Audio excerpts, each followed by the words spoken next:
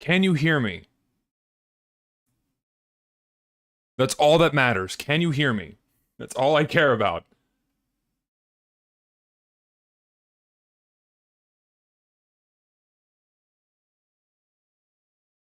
I just did like someone type the word yes so I know that that you can hear me.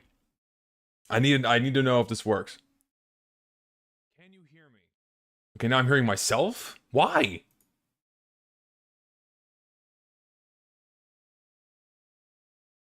Oh my god, dude, what the hell? Alright, I think this is working. I hope. Alright, so everyone can hear me, so that's good. Alright, that's great. So that's step one taken care of. Jesus Christ.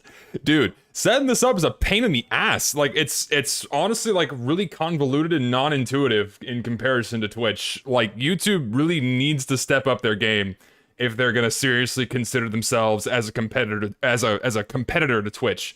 Because, they're not doing so good right now. If it was that much of a pain in the ass for me to set this up, it's not exactly intuitive at all. So, yeah, that's critique number one on the YouTube side of things. Jesus Christ. Oh, God. Let me see. Let's see here. I'm still a little bit early, so I won't start... I won't officially start anything until I've, like, gotten things together here. Let me like try this.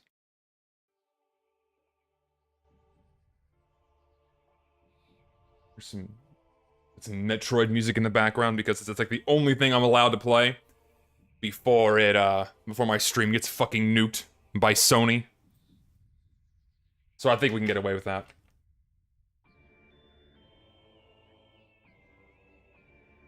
It's so weird hearing me in real time. Yeah, it's actually an interesting thought that it's an interesting thought that a lot of people that are going to be watching this today have not seen a single one of my streams. Like, they've only ever watched VODs.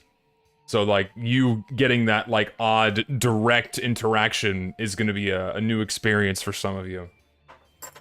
So, hello. How is everybody?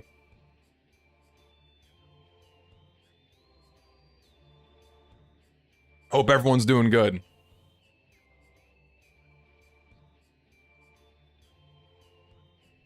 Watching at 4 a.m. Dude, why are you awake at 4 in the fucking morning? Good God. Alright, let me see. Let me, Whoa! Okay, well...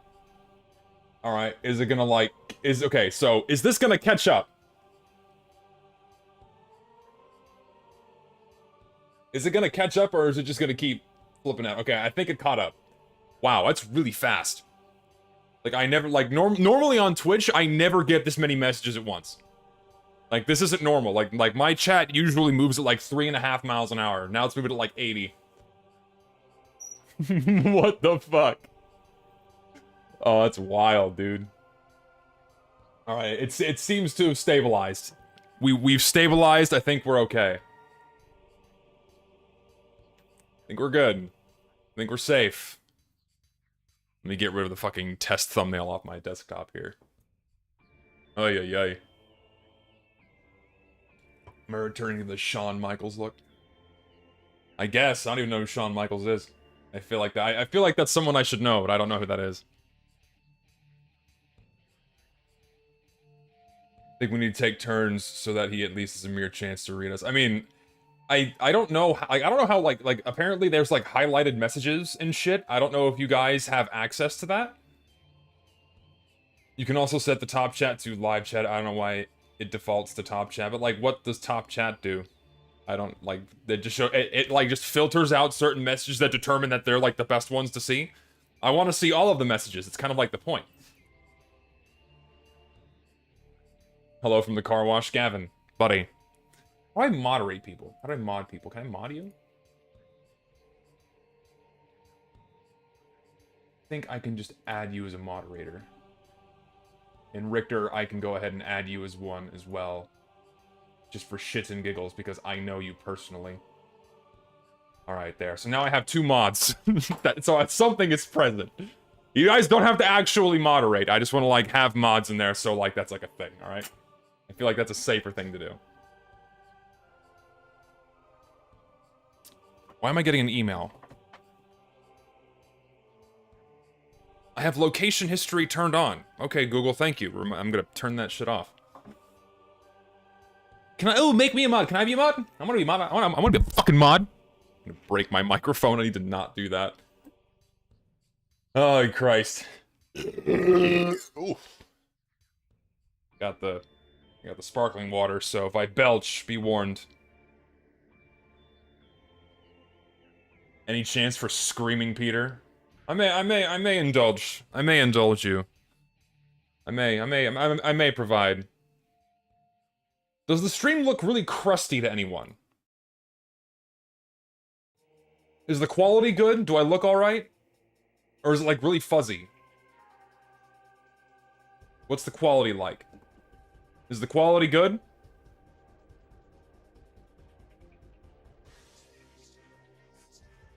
Fill me in. Looks fine. Webcam FPS is a bit... yeah, this webcam isn't the best. Like, one thing I need to buy soon is a new webcam.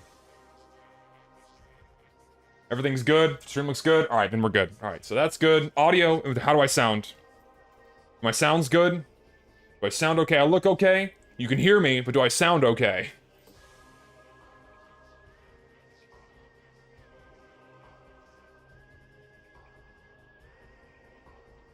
Show the geology folder. No, that's the video I'm working on. You're gonna have to wait for that. No, Gavin, I'm not asking you to fucking moderate. I'm just it's like a purely, what is it? A purely, what's the word? What's the word for when something is just for show? Not superficial, it's like a purely ceremonial role. What is that word? I can't remember it. It's gonna bother me that I can't remember what that word is. Not ceremonial, but what the fuck was it? Yeah, chat is delayed, and that's just the delay between my upload and then YouTube processing my video. So there is just going to be a delay. I don't know why that is. It's a little bit annoying. Yeah, cosmetic. It's purely, yeah, I guess that's better. Purely a decorative cosmetic addition. Purely a cosmetic thing. All right. Man, that's wow. I don't even have a delay set. This is really bad. Shit. This is a really bad delay. This isn't normal. Like Twitch's like delay between you uploading and then chat registering what you say is really bad. Like, or rather, Twitch's is good, but YouTube's is really bad. Like, this is woof. What the fuck? Like, I can't improve it. I don't think I can improve this, but oh well. I guess I'm at the mercy of however YouTube decides to process the stream as I upload it. I played Pre-Fortress. Richter in chat actually told me to play Pre-Fortress, and I did, and it's actually quite fun.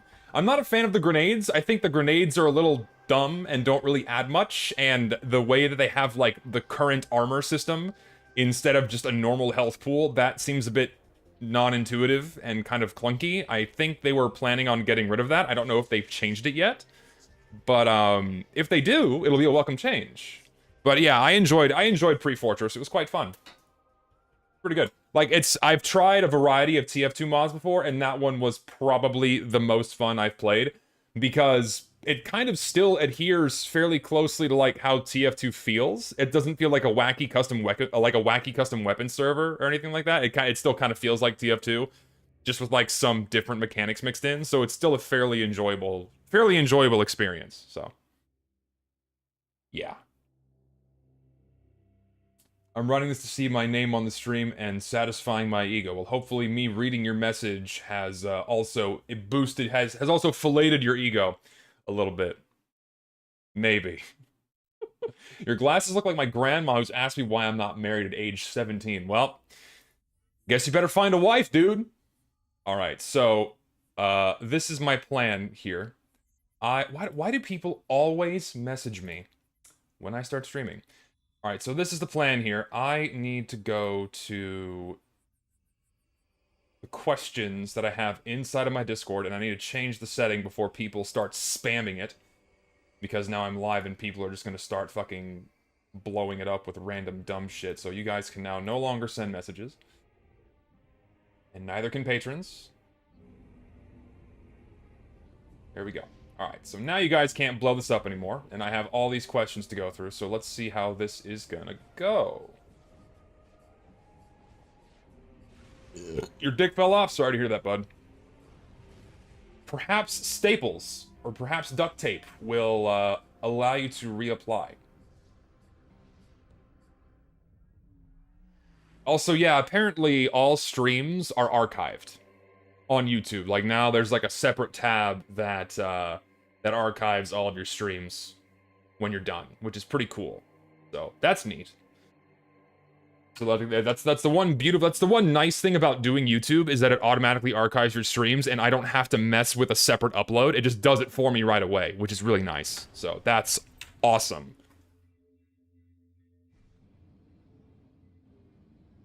Alright, so, the plan for this... Actually, you know what I should probably do? I should probably get my game open, because I suspect that there's going to be questions about the game. So I may as well have the game open. Give it a moment as it fires up.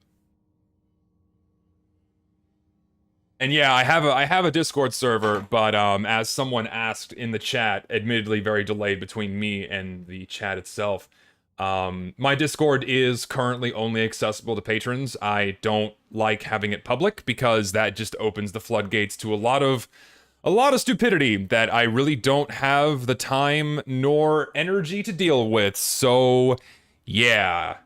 If you want to get in my Discord, then you're gonna have to go through the paywall. I'm sorry. It acts as a very nice filter to keep the idiots out. So, well, even then, people still pay the money and act like complete morons, but... yeah.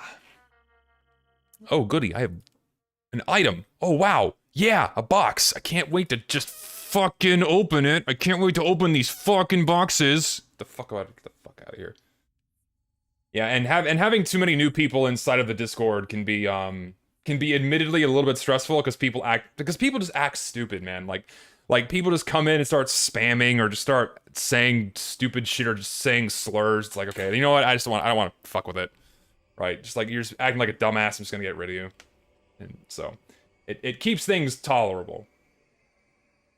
Alright, so I have loads of questions. So I guess I'll just start going through them. Some people filter Discord users by having them signed to their Steam. It's so easy to make a throwaway Steam account. That would honestly do absolutely nothing. It would just... it's so easy to make a Steam account. Alright, let's see. Let's start going through some of these Discord questions. And I'm gonna avoid the joke ones, because there's a lot of just stupid ones in here. Oh, Christ. Let's see, okay, so be warned that these questions are in no particular order. There's no particular order. They're about TF2, they're not about TF2, it's just a random bunch of shit, alright? So, yeah. And then after I go through some of these questions, then I'll start taking some questions from the YouTube chat itself. Does that sound good? I feel like that's a reasonable compromise. Alright, let's do this. Let's see, what is your favorite fruit and your least favorite one? I'm not a big fan of fruit in general. I like apples. That's pretty much it. I just like apples, and I don't enjoy any other kind of fruit. Like I never go out of my way to eat fruit. Fruit I consider to be just not food. It's like I don't mind the flavor. It's always just a weird texture thing. It's like seeds and skin and just I'm not big on fruit. Not for me. Let's see. What was your most expensive commission? And which commission am I the most proud of? And what commission idea do I have next? I'm assuming this is someone asking me about my my anime lady, which I can show examples that are safe for work. I don't even know if can I show my most expensive one? So for those of you that don't know, I mean, if you've been following me for a while at this point, you know that that my YouTube icon is like a weird anime character thing that's just sort of manifested over the years. Let me see, I don't even know what my most expensive commission is, man. What was my most expensive? Oh, okay, I lied. This one, yeah. This one's probably the most expensive commission that I paid for. This, like, just pure value-wise, this one was the most expensive. A buddy of mine who is an artist did this one for me, and I recently got sucked into Blue Archive. I never thought I'd get into gacha, but I got into Blue Archive. It's really fun. And, you know, it's like, what would happen if, my character was a Blue Archive character, and I asked him to draw my character as a Blue Archive character? Yeah. And this one was pricey, so. It was pricey, but it was worth it. And her design is actually based off of a sketch commission that I paid for from another artist. So this is like the rough clothing design that she was based off of, and then this is the final result, which is really fucking cool, if you ask me. Really sleek, futuristic. I like it. So, yeah. That one's the most expensive. Which one am I the most proud of? Can you be proud of a commission? Can you be proud of a commission? I don't think you can. I can show you, like, what my favorite one is. I think that's I can show you my favorite one, and it's this one, because this one is just so fucking cool. Like, I commissioned this guy via Skeb, and I did not expect for him to return such an insanely high quality commission. And he sent this back to me, and I'm like, holy fuck, this is nuts. And I almost shit myself because of how fucking cool this one was. So this one's probably my favorite that I've ever received. He even, like, redesigned her and gave her, like, a bunch of different design elements that weren't originally there that I've now adopted into her style. So, like, the boots and the axe and, like, even her painted nails, those weren't things before. And, like, the gold detailing on her coat and her vest, those weren't there. This guy just added them, like, on his own, and it was really fucking cool. So, like, I've taken all of that into her current design. So this one is easily my favorite. I love that one. And, yeah, that's enough of the commission stuff. People probably just want to hear me talk about TF2. I won't spend too much time on the art. Let's see. Also, try to hold... I will ask for questions from the chat, in a little bit, okay? I'm gonna go through Discord questions first, and then a few from YouTube, and then I'll ask you guys for questions from the chat, alright? Does that sound good? I see questions moving through, and, I know I'm gonna miss them, so save them for later, and, I'll get back to them, alright? And again, I won't be able to get to all of them, because there's a lot. Let's see, that's a dumb meme question, that's a dumb meme question. So, like, God, guys in my Discord, what the fuck? What is with these stupid meme questions? Stop it. Oh, God. No, I'm not doing the stupid commission for... If you know the history behind, like, the white bread guy, then... Yeah, it's pretty fucked. So, no. Let's see. Here's an interesting one. Do I regret growing big on YouTube? Honestly, yeah, I do. Like, it's a yes and no question. So there are good things that come from being bigger on YouTube, and there's also a lot of bad things that come from it. I think the biggest thing for me with getting big, like what are some of the positives? Like what are positive things that like I've been able to meet a lot more people. I've been able to meet, like, a lot of cool people. I've made a lot of great friends. And, so that's one benefit to getting bigger, is that you get more eyeballs on you, and that, like, increases the chances to, you know, like, meet more people, which is nice. So I've been able to make some good friends, which is actually really nice. And then, the downsides are basically the exact same thing, in that you have more eyeballs on you. And you have people who are constantly scrutinizing every single act that you do and have done in the history of your presence on the internet. and then all of the fun that ensues from that. So, yeah, and it's stressful at times. It's, you gradually get better at ignoring the riffraff and people just getting angry about completely irrelevant, dumb shit. Like, you eventually get used to it, but some days it still gets to you, and it does admittedly stress me out, especially recently. But, you get better at just dealing with it and then kind of embracing the positives that come from it. Like, I like the fact that I'm able to, like, entertain a lot of people with what I make. I have more fun making videos knowing in mind that people are going to enjoy them and enjoy watching what I make. Like, I despise making videos that I know I would be bored watching myself. I try to make videos that I would be entertained by, and therefore, I guess I've grown because of that, because people, I guess, like it. And yeah, I guess that's like the big positive is people enjoy what I do, which is nice. So it's a cool thing. I like it. Let's see. Recognized more contacts. Yeah, you get recognized, you get more contacts, and but you also pick up a lot of people who are just...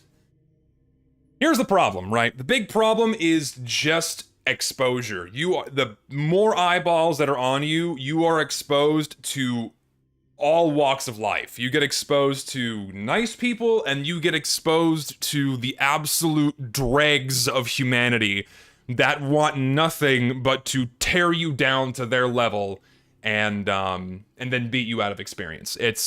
So you just focus on the good people and try to ignore the bad people as best as you can. Let's see. When did I first find the lemon milk font? Was it one of the defaults or something? So the funny thing about the lemon milk font is I've been using that for a long time. Just to show you guys what that is. So it's this font. It's this font here. I've been using this for years now. And I forgot where I saw it first. I think this is the same font that that Epic Mealtime used, and I think I remembered that they used this font. I'm like, man, I like how clean this font is. It's easy to read. You have, and when it's just a really clean and easy to read font that just looks good with a lot of different styles of editing. And so I just adopted it into mine and went from there. And also, if you're, a really long time viewer of my channel, then you likely remember or stick around to the ends of the videos and see like those bits that I kind of mimic that look like Adult Swim. And I was looking for fonts that were clean and easy to read like that one, and so I picked this one to do that. So as a result, you get this. So, God, this fucking drag on this chat sucks, man. Because, like, I'm seeing things that are related to the last question. Ugh. I'm seeing things related to the last question, and not the present question. It's pissing me off. Like, I want to see shit that's related to what I'm talking about now, and not shit I said a minute ago. Fuck. YouTube, please. Twitch already has another check in the box for functioning better on that. Fuck, dude. You would think lemon milk would be bubbly or liquidy, but not so... Like, font names never match, like, what they... Like, their names. Like, font names never match how they look, right? Unless it's, like, a specialty font like Space Laser or Pixel Craft. Like, the ones that, like, intentionally go out of their way to look like a familiar font, like the... Like, I don't know, like a Marvel font or something. And then they try to, like, copy the name. But lemon milk is just a clean and easy one. Favorite music genre. Okay, so I did look through some of the questions beforehand, and there was like 50 about the kind of music that I like, so I suspect the easiest thing to do is just to quickly browse through what I have on Spotify, and just like show you my favorite albums, because like that's like the quickest and easiest way to show you what I listen to without like going specific genres or like song titles. I listen to a variety of things, like some of the albums that I really love that I'm just like listening to on repeat right now are, let's see, where are you? So, for some reason I've gone back to the Glitch Mob. I don't know why, but I've been enjoying their music again lately. I've been listening to a lot of DJ Shadow Justice, their Woman Worldwide mashup album. I've been just listening to that on repeat constantly. Aesop Rock, I've been going back to a lot frequently. Let's see what else. What Daft Punk is a staple for me. DJ Shadow is a staple for me. I listen to a lot of drum and bass too. Jazz Assins, The Chalet. If anyone likes drum and bass, and then listen to this album by the Jazz Assins. The Chalet is just a really, really fucking good album. I love this one. It's like easily like one of the best drum and bass albums ever made, in my opinion. It's phenomenal. Let's see. Emancipator is a great artist I enjoy. Zihan and Kamian, if I'm pronouncing that right, really chill lounge music I enjoy. DJ Format, if you want like, you know, hip hop and R&B. INF or INF is a good one. I like Krong Bin. Not all, like I like some of Krong Bin, but not a lot. Yeah, I got anime, OP, and ED music in there too, from what I can find on Spotify. Saib, if you're interested in like lo-fi shit, probably my favorite lo-fi artist. Let's see. What is going on with my fucking... Let's see. Cohen Sound is one of those. Little People's a good one. Wise Guys. Okay, so if you guys don't know about the fucking Wise Guys, they only ever did 2 albums. The Wise Guys, man, they did 2 albums, and it's some of the best sample tunes ever fucking made, and it's fucking on. J5, I love Jurassic 5, also great. Who else? Yeah, there's all your J5 for you. Mr. Scruff, Lemon Jelly. If you like chill music, Lemon Jelly is fucking phenomenal. Yeah, Dirty Yard Club is another good one. Yeah. I have a link somewhere to my Spotify if people are interested. I'll find it and show it later. I don't like Kanye. I don't like his music. It doesn't really resonate with me. I'm not big on it. I don't like it that much. Terraria, not really for me. Better see some damn Death Grips, dude. I don't like Death Grips that much. Like Death Grips to me kind of resonates as more of a meme than something I would like actually sit down and listen to. Like, you know, do you want to fucking like throwback term used loosely? Fucking Deadmau5, dude. Deadmau5 is still cranking out fucking awesome music. I still listen to Deadmau5. I don't know why, but I love his music. So fucking good. Kid Loco, Beanfield, Aphex Twin. Love Aphex Twin. Let's see. What else have I been listening to? Dining Rooms. Like if you like jazz lounge, if you like jazz and lounge music, the Dining Rooms is also very good. Yeah, I think that should give you like. I also like I like Bonobo. I like Moby.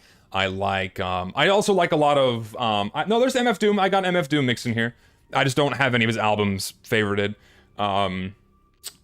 I like a variety of also like 70s and 80s rock too. I like the Rolling Stones, I like the Scorpions, AC/DC. I like Pink Floyd. I like Def Leppard and a variety of other things too. So yeah, there you go. I think that should be satisfactory for now. Let's see. Favorite kind of alcohol. I think that was a question. Okay, you know what? Fuck it. We'll keep this informal. I'll skip back. If I see a question that intrigues me in chat, I'll answer it too, and I'll just go back and forth between what I have here on Discord and YouTube, and then on the chat too. Favorite kind of alcohol. I'm honestly a beer guy. I like fancy bourbons and wines and whiskeys and shit. I just any kind of liquor like that is completely wasted on me. It all tastes the same to me. I just like beer because like I can actually taste the differences between beer. Fuck IPAs. IPAs are foul. Fuck sours. Sours suck. Get me a porter. Give me a stout. Give me a lager beer, or give me an ale, and I'm your best friend. But fuck stouts. Fuck porters. I'm not big. So yeah. Knife Party, dude. Fuck. I haven't listened to Knife Party in a long time. Holy shit. When was the last time y'all listened to fucking Knife Party? Probably for me, it was like a YouTube Poop remix or something. I think that was like the last time I listened to like a Knife Party song. Oh, Christ. Have I watched Bocchi the Rock? It's on the watch list. Right now I'm watching Do It Yourself. I'm actually really enjoying that anime. That one's really fun. It's just a cute, you know, sit back and relax kind of a show. It's very comfy. Very comfy. Let's see. See one more question from chat, and then I'll go to this one because this one is also a frequently asked question.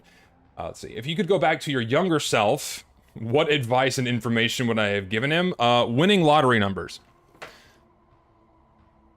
And also buy Bitcoin and hold it and then sell it at the exact peak, because I will have retained those dates. I will have retained those lottery numbers. I would go back and tell my young self, please save these numbers and buy a fucking lotto ticket. That's it. That's like the easiest answer. Because like,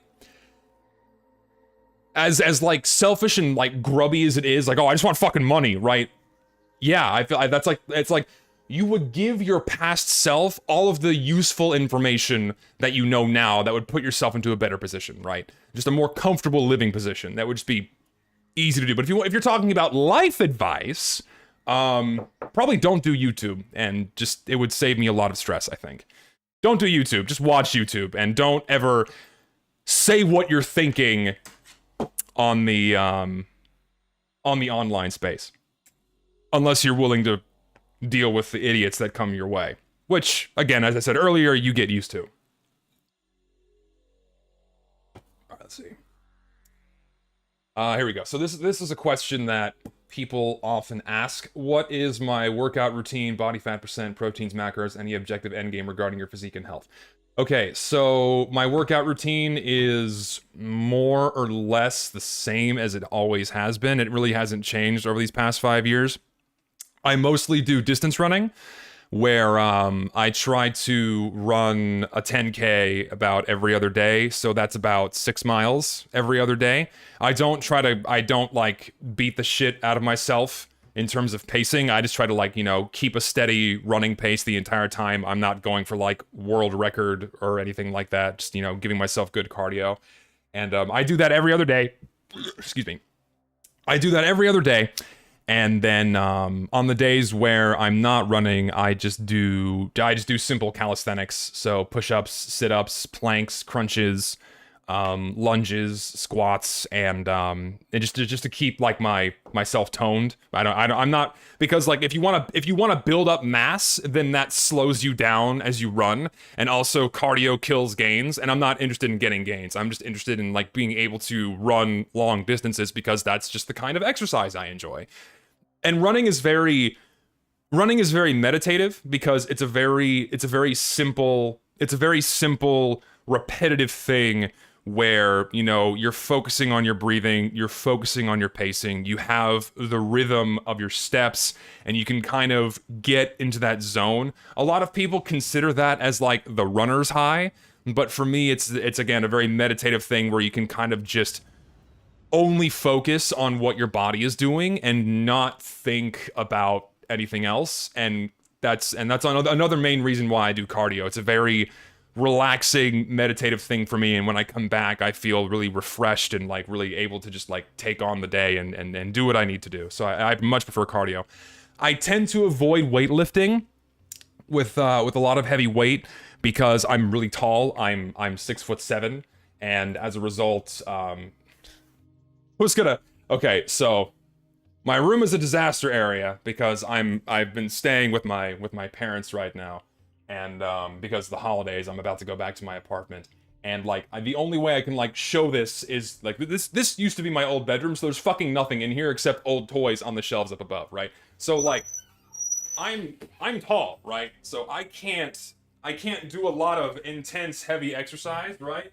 And just to prove it to you, here's your standard doorway. Standard doorways are about 6 foot 8 inches, so there's about an inch there. So there you go. And with a back like mine, you really can't do. I mean, you can, but you run the risk of hurting yourself if you're not paying attention to your form, and you could fuck up your back. And the worst thing that could happen to you as a tall person is fucking your back, and I really don't want to have that happen, because I've had it happen before. Like, back when I was really overweight, I used to weigh over 300 pounds, and I felt fucking miserable. I hated, my back would get fucked up constantly, because one, I sleep weird, and also the extra weight was like pressing down on my back, and my posture sucked. And so I would constantly get fucking pinched nerves. I would get muscle spasms and cramps constantly in my back. I never want to have to live through that again. So I just, you know, I dropped the weight, got myself slim, and I keep my core and my back strong with those calisthenics, and also it helps me keep a good form when I run, and then I'm good. So that's my usual exercise routine. I don't really focus on macros anymore, or like I don't like do like I don't micromanage my diet anymore, not nearly as much as I used to. I just don't eat processed shit. I don't eat sugar. I should say I don't eat a lot of sugar. I don't eat a lot of processed shit. I mostly stick to clean, fresh food. I still try to avoid as much dairy as possible. Getting enough sleep is a big thing to do. Make sure you're getting enough sleep. Because if you're not getting enough sleep, that also makes you fat. Makes you fat and fucking miserable. Drink enough water. No soda. Don't drink your fucking calories. No fruit juices. No sweet teas. Nothing like that. Just water, tea, and coffee. With no added sugars or shit.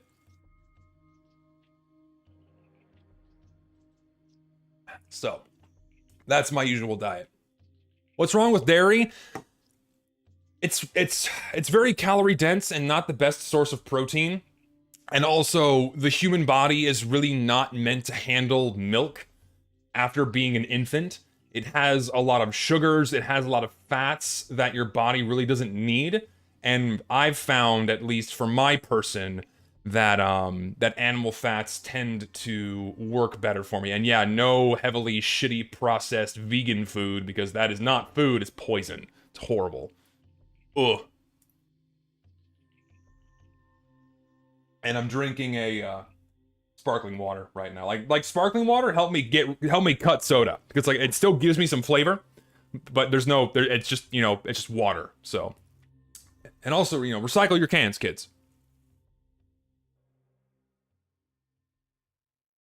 Yeah. Let's see. General thoughts on academia since you're a PhD student. Oh God. The problem is there's no general thoughts, right?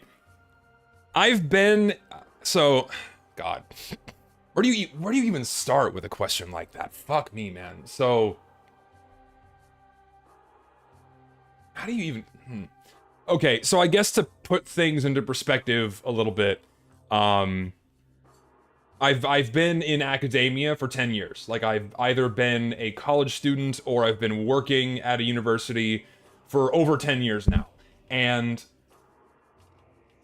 what can I say that won't immediately get my channel nuked, right? You have to, like, there's things I want to say, but if I say the wrong things, my YouTube channel is just gonna get wiped off the face of the fucking planet, which sucks. Like, I'm trying to think of ways to safely word things. I'll just say that I'll say the environment on your typical American public university has become a lot more crazy. 2012, it was on its way to becoming messy, but it wasn't quite there yet. I'm also from Texas, so we've managed to avoid a lot of the craziness of what's been happening. I can't, you probably know what I'm talking about, but I'm not gonna go into it much. Right. But over the past 10 years, especially starting around 2015, 2016, is when things really went batshit insane. Like, in terms of what you can and cannot say, in terms of what you're trained to do and to avoid, and like and mandatory things the university makes you do in order to accommodate other people. I'll leave it at that. It's gotten a lot worse. And it's not comfortable for me for a variety of reasons. It's very messy, it's very icky. I don't like how they force some things on you, where if you don't do them, you're kicked out. And a lot of the things I can just ignore and go, fuck it, I don't care. I'm not gonna mess with it anyways. I'm just gonna do it so I can tick off the box and get back to what I care about, right?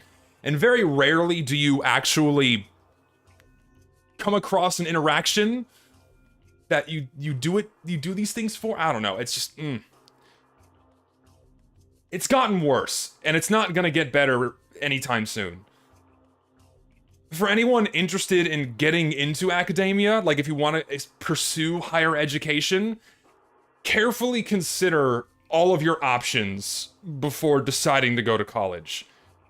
It's not always necessary, despite how most forms of media make it out to be absolutely necessary to, like, have a future and get a career.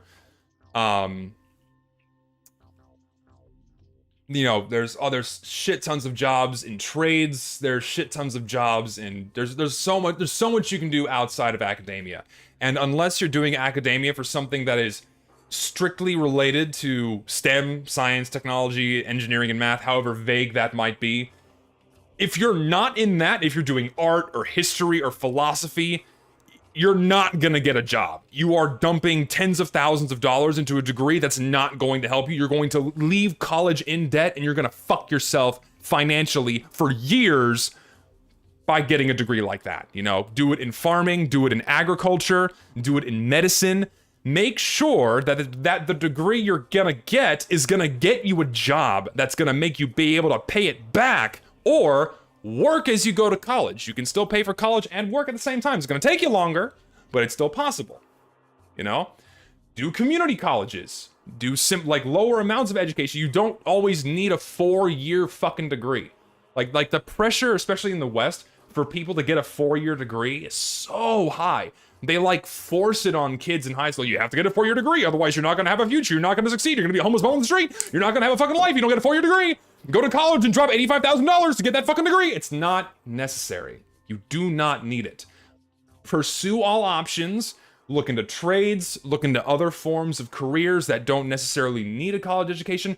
Trade school especially, you know, plumbers, engineers, working on cars, you know, railroad engineers, like shit like that thing. There's always shit that needs fixing. Construction jobs, you know. There's a variety of things you can pursue. Academia is messy. Do you think college is a scam? Sometimes. Again, it greatly depends on what you're studying. If you're getting a degree that's going to get you a job, then it's probably worth your time doing. But if you're getting a degree in underwater basket weaving or dance science, it's a scam. You're wasting your time. Truth is, you can usually keep it to yourself at university and avoid unpleasant interactions like the ones you're mentioning. Yes, and like I did mention, it is very rare for people to go out of their way and bother you. Yes, you are very correct about that. But the fact that it becomes more uncomfortable. So, it's just It's just All right, let's see. Let's do a TF2 question. Do you think Meet Your Match was the beginning of the end for TF2? I'm gonna say yes. Probably. You actually have to work for the degree, it's a good degree. I'm willing to generally accept that as accurate. If you're putting in the time and you're dumping in that work and you're learning useful skills that can be applied out into the real world. Something simple like coding, right? There's so many different degrees that teach you how to code.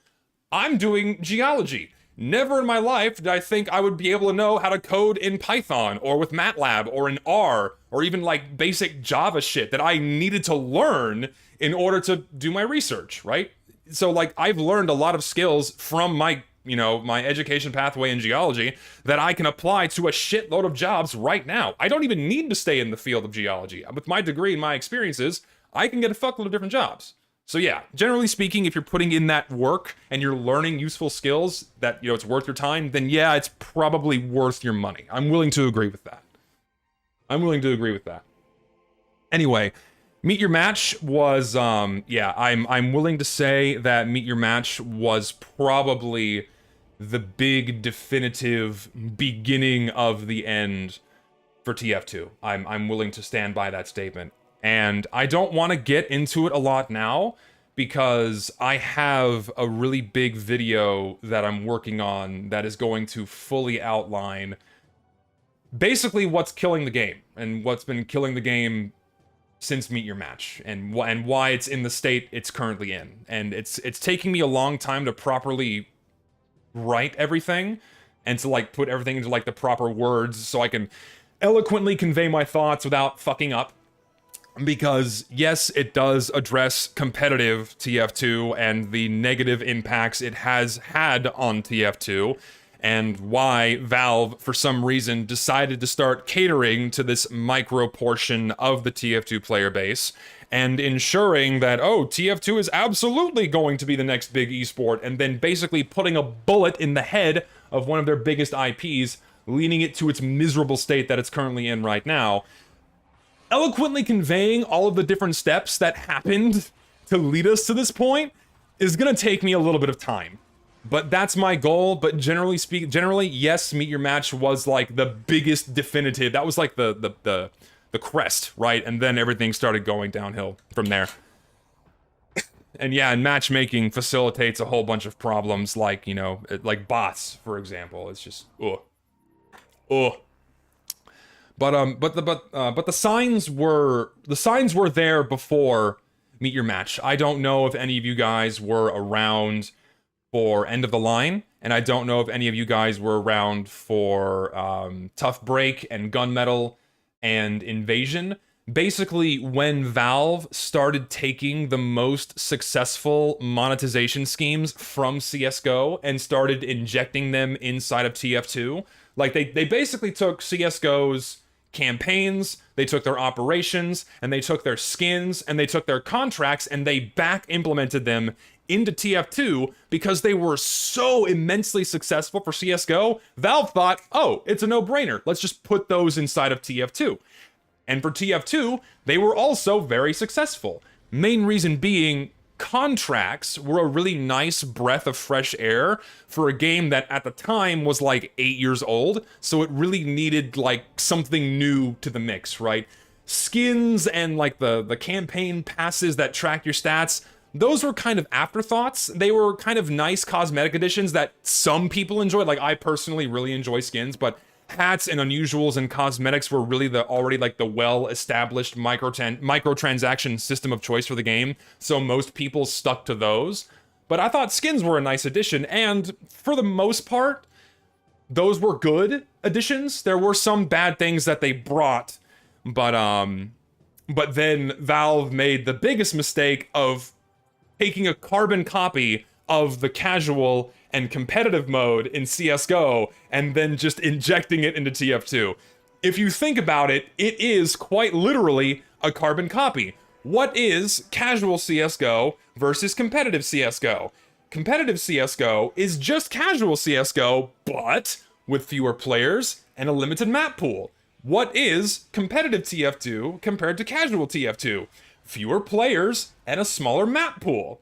You pick between one of two teams and dive in. It is the exact same matchmaking system that I fully believe they copied and pasted the same logic from, and then just put it inside of TF2. And then with all the other shit that was broken upon launch, that was a fucking nightmare, right? And then they never fixed it.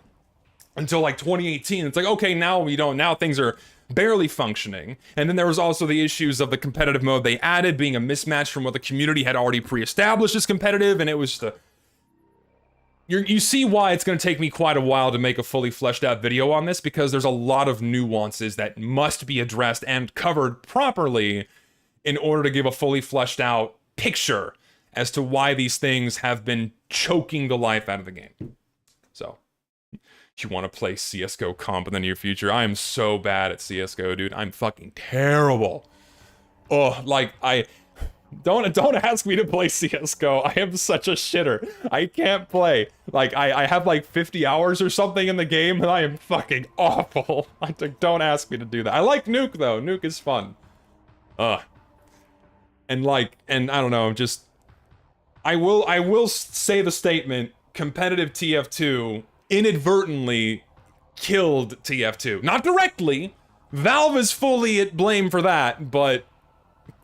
competitive games in general, not just competitive TF2, like the desire to push competitive gaming as this marketing ploy is what is killing a lot of online multiplayer games right now. And TF2 is another victim of it.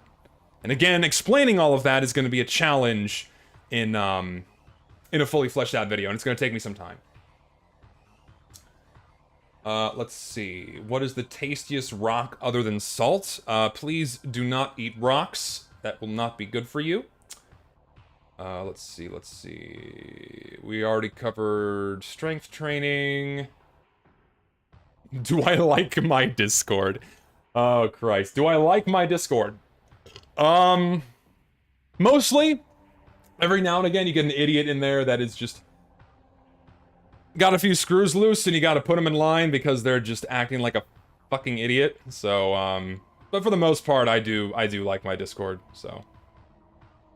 Favorite coffin nail skin, one in Factory New and one in Battle Scarred. Okay, so favorite coffin nail skin, probably. Let's see. Favorite coffin nail skin, coffin nail. I really like. What is my favorite one in Factory New? Honestly, I like the minigun, dude. Like the minigun is just, it's so clean. And then in Battle Scarred, main reason being you have the big drum that's also the cigarette texture. And so when you have the custom wear, you get a lot of awesome burn marks and embers around this big part of the gun. So I'm honestly picking the minigun. I'm picking the minigun as my favorite for Factory New and Battle Scarred. So. Do I really like the honeypot I call my server? Yeah, I do. Yeah. Like, for the most part, like, we've managed to kind of... Like, anyone who's inside of my Discord now, especially because of the Patreon paywall, are people that come into the Discord and actually, like, want to talk and interact and like, I don't mind lurkers, but the people that actually, like, decide to come in and chat is, like... That's what we're looking for. People who are, like, willing to talk and interact and not just be a fucking meme shitter spamming the chats or just flooding it with dumb shit, you know, trying to be edgy for the sake of being edgy, you know, with those, it's like, don't act like a fucking 5-year-old, right? If you're not acting like a 5-year-old, then you're probably fine. But yeah, for the most part, I like my Discord. Yeah, a lot of my friends are in there. It's pretty chill. I like it. Like, I like my Discord because I allow for conversation to actually happen in there. Like, I make it I make it a point to not censor conversations. I censor certain words that will get my Discord server nuked because it violates terms of service, and then people and I don't want my Discord to get blown up. But I let people talk about what they want to talk about, right? I let people have arguments, so long as they don't devolve into shit flinging. I let people have arguments, right? Because the only way that you're going to be able to speak with someone, reach a common ground, get a different perspective, maybe even come to a new understanding is to actually engage and speak with people instead of, you know, throw shit back and forth. So, yeah. That's why I like it. That's why I like my Discord. Let's see. I forgot I had YouTube questions. I should probably pull some of those up too. Hold on.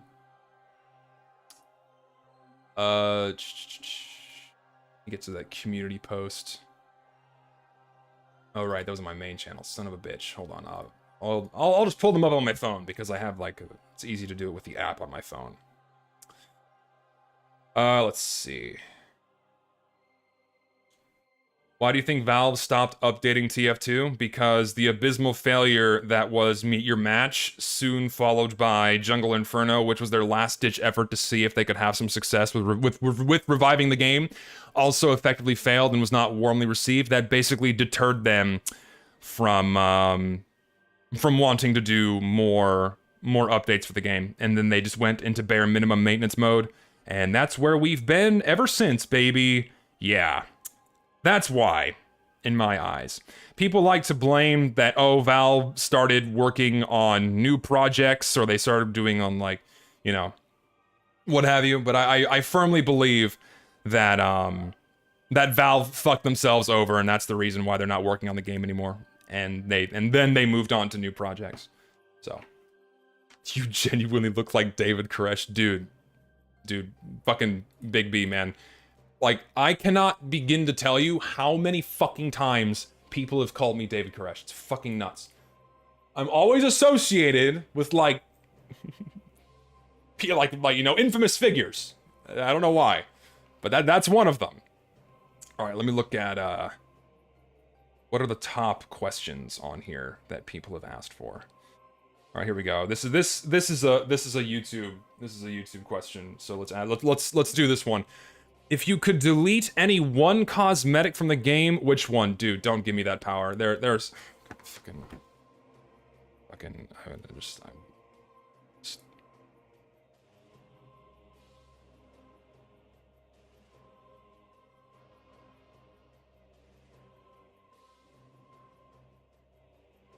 like, seriously. What the fuck? Why? Why the fuck will they have what? Fucking God.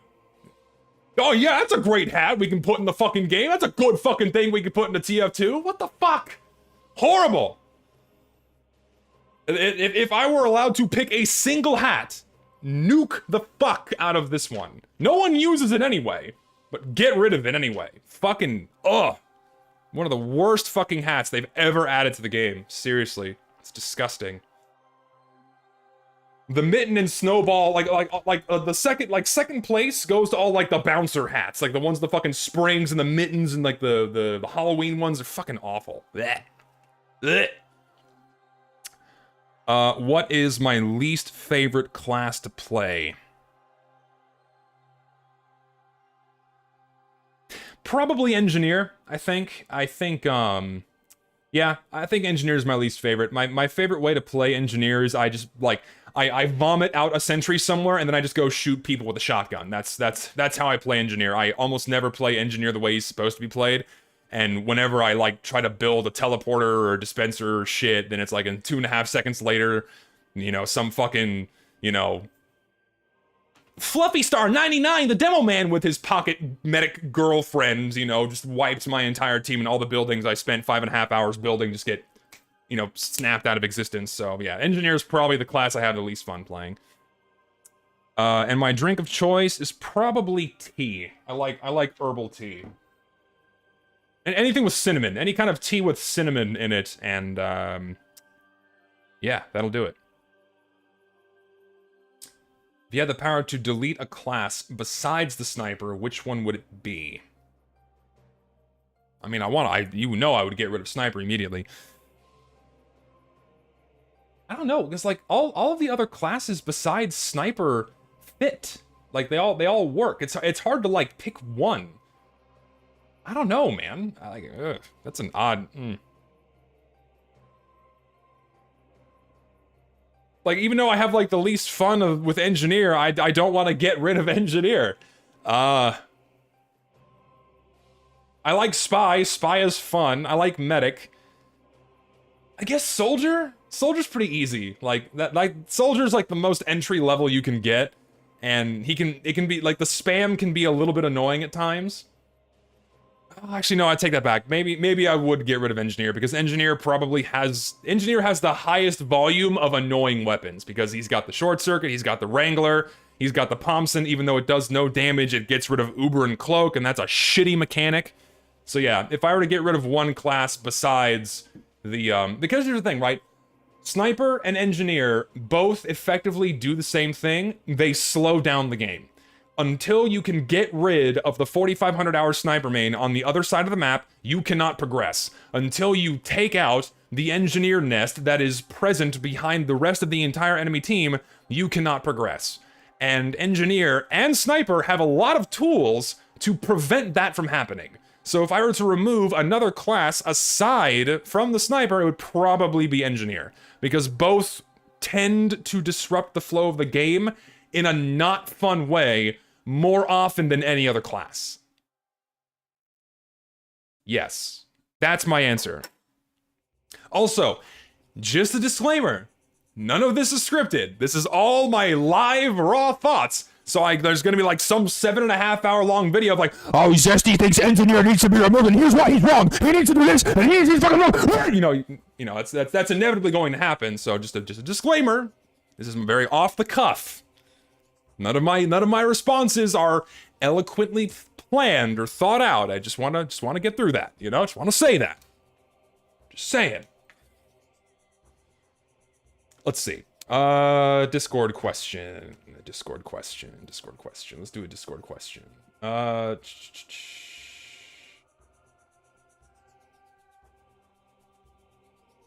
Let's see. I'll do this one from a friend of mine because he's done a lot to support me over the years.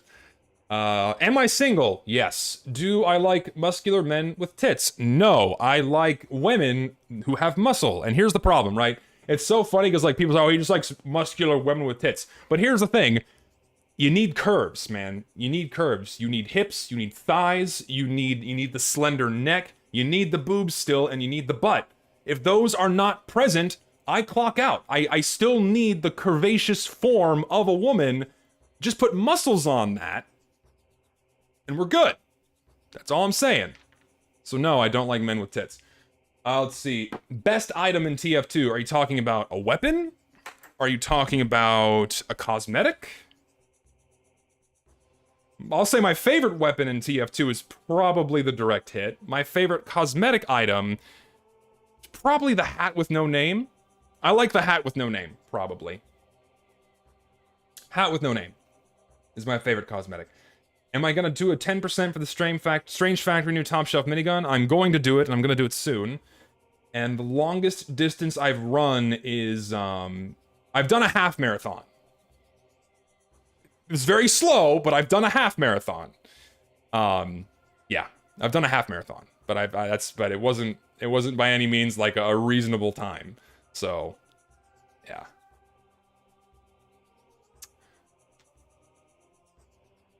So I take Junker Queen as your favorite Overwatch character. Dude, Overwatch characters are just so fucking ugly. I hate the way Overwatch characters look, man. I don't like that style.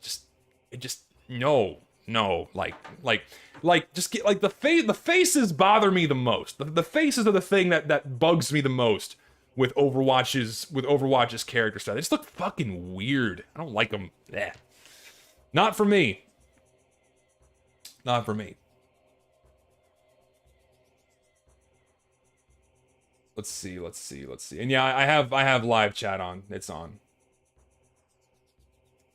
What was the cause of me getting hated on in the first place? Because I said bad words. Can't say certain words, otherwise people will want your head on a pike.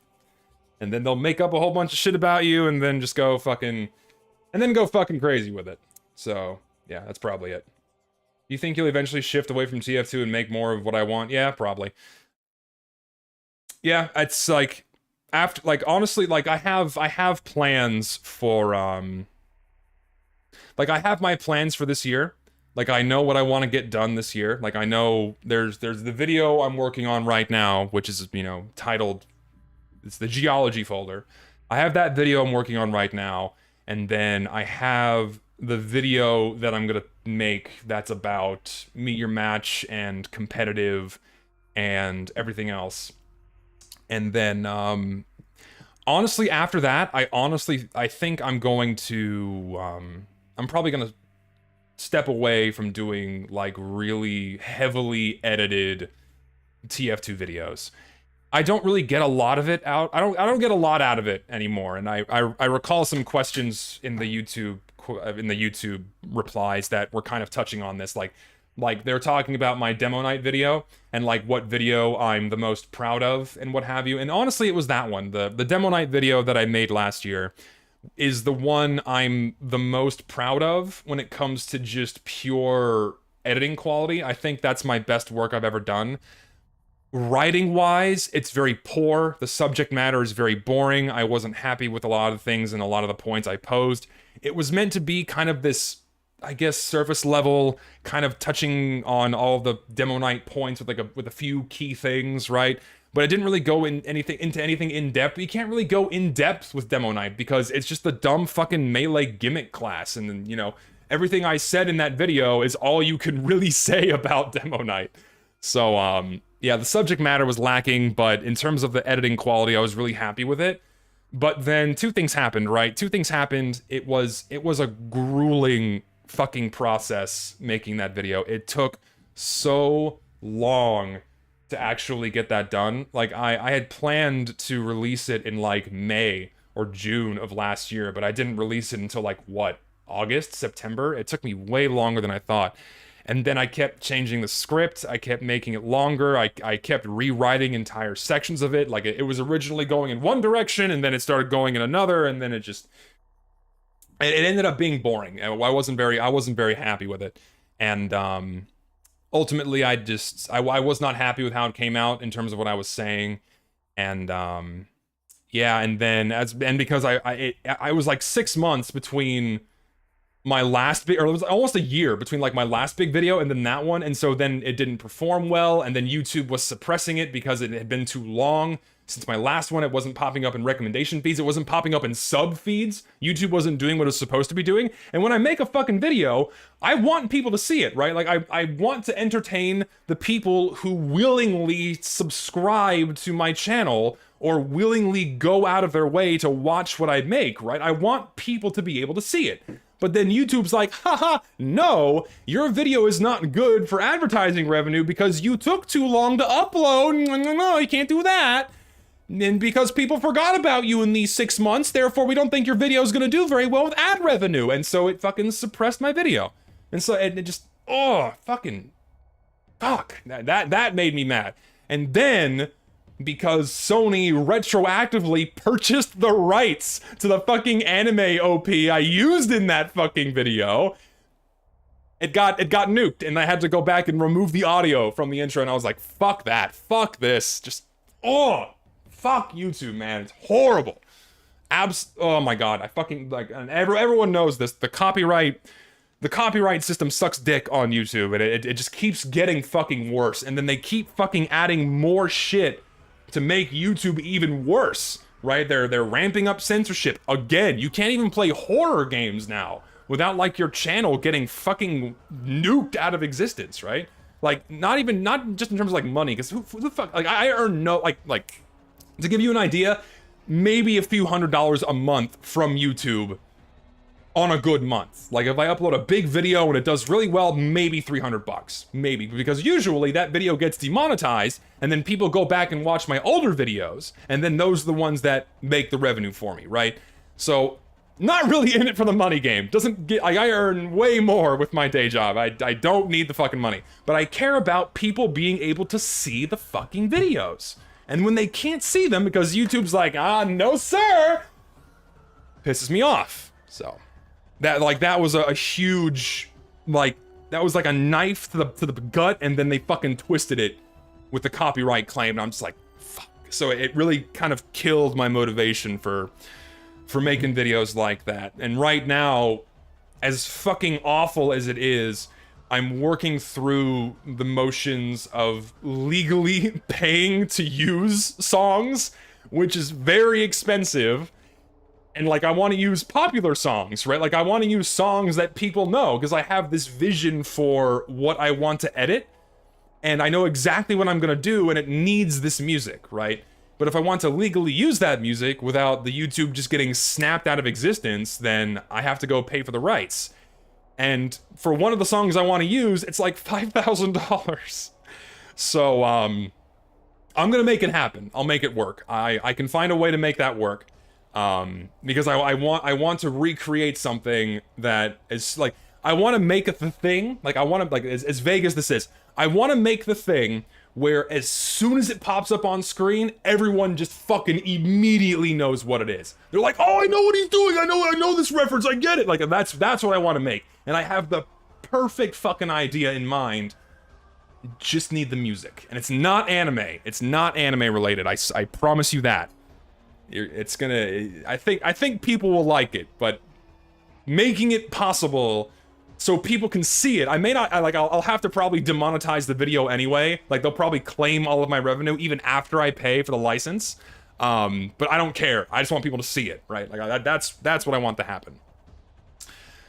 But yeah, so I forgot where this, what was even this question? I forgot this, how we got down this tangent, so I guess I'll just move on. Let's see. Is the music too loud? I think it is. I'll turn it down a little bit. Let's see. Any interesting questions in chat? Why do you make those YTP videos, and can you make more? Yeah, dude, I've been watching YouTube poop since like 2006. So, and I grew up on that shit, and I just find them funny. And I've dabbled in making my own YTPs over the years, and now that like my editing level is at a reasonable point, where I can actually do what I consider to be funny edits, then I started making more of them, and it's fun. So I'm definitely gonna make more YouTube poops because it's very fun. Let's see. Here's this long question. Do you think the janitor at Valve running TF2 actually started to put some effort into the picks for cases, or do you think this will be a continuing trend moving forward with more good than bad? So this is a question relating to the cosmetic items in the cases. So I think what's happened, and I think what's happened is Valve is looking at the feedback. Like, they saw how horrible the Winter 2021 case did for revenue. It was the lowest revenue generating case in the history of the game, according to the people that I know from the workshop. It was abysmally bad. There was massive outcry about the items in that case and the quality of that update long before I even started talking about the workshop. Like, the day the update released, you should have seen the fucking Steam forums. People were fucking pissed, and they were just, oh my god. So that's when the feedback started. And then I jumped on it, and I started doing the workshop streams and all that shit. And it seems like Valve is paying attention to all of that, and is beginning to pick, beginning to pick better items and items that are more befitting of the style of the game and not just random, wacky, stupid crap. And I have like a 6,000 word video that I wrote about that as well, but that's probably just going to be something I'll read for the second channel, then post it later. And I think the biggest indicator that Valve is looking at feedback is, so I made that video saying what I want in a Smithmas update, just in terms of the cosmetics. And what I think happened is people saw my video, they then went to upvote all of those items on the workshop, which then bumped them to the front page. And then Valve just saw the items that were on the front page and went, huh, these are popular, and then decided to pick all of those. I think that's the only reason why those items got in, because if you look at the quality of the unusual effects and then the quality of the maps, which are fucking horrible, those didn't improve, and maps didn't improve at all throughout the year. But what did improve? What improved is what was getting feedback, and that was the cosmetic items. So I suspect if people kind of keep the pressure on and keep speaking their mind and keep saying what they want for the game, then that's gonna win out, right? And I'm not tooting my horn, but I've been probably the loudest voice, but I'm not the only voice, right? And a lot of people, I feel, and from what I've seen, share the same sentiment as I do, where we just want better items and just better quality. Like, if Valve is gonna if Valve is gonna fucking puke into our open baby bird mouths the same food we feed them, because the players make all the shit Valve puts in the game anyways. All they have to do is compile the fucking code. They don't have to do any extra work. We make the items, we make the maps, we make the unusual effects, they just plug them in. All they have to do is fucking pick them, right? So if they're only gonna be picking shit, at least pick the good shit, right? So, also, yeah, they added really terrible war paints this year too. We got like one good war paint this year. The rest were fucking awful. What the fuck were they thinking with those picks for skins? Jesus, they're horrible. Oh, terrible. Let's see. Rumford is the only good map in this update. Even Rumford was painfully mediocre. It had some serious sightline issues, man. I really didn't enjoy it. Let's see. God, like, people, like, I don't mind when people write paragraphs. Like, I appreciate all the kind words, but, like, where's the question in this? Because I know there's questions in this. Here we go.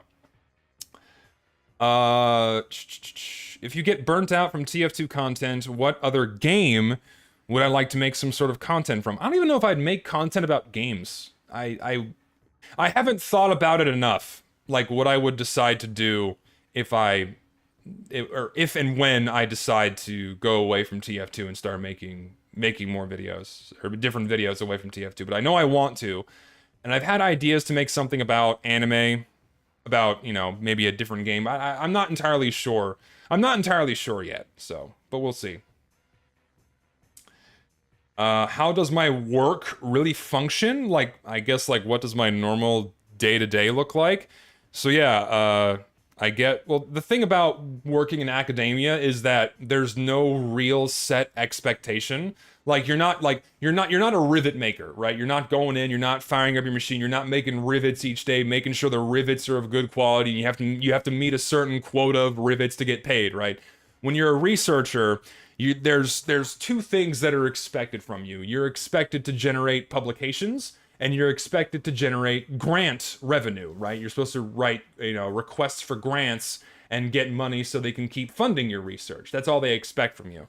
And so my day-to-day is performing research that is going to generate publications. And the publications can be useless. They can be, and I'm sure anyone familiar with how the scientific journal system works, you get a lot of publications that are effectively useless and mean nothing.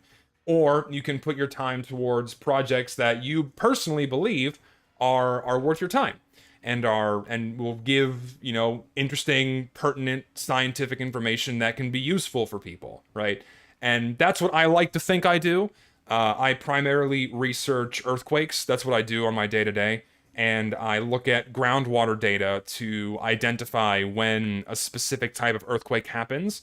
And it is believed that these earthquakes heavily influence when major earthquakes happen that cause tsunamis and other very horrible things. And figuring out when these earthquakes happen and their recurrence behavior and how big they are and how they change the stress state inside of the earth and what have you can give us a better idea as to when these bigger earthquakes can happen, and then, you know, maybe help us understand the system a little bit better and perhaps get better. You never say predict earthquakes, because no one can predict an earthquake. It's not going to happen for a very long time, but eventually we'd like to reach that point.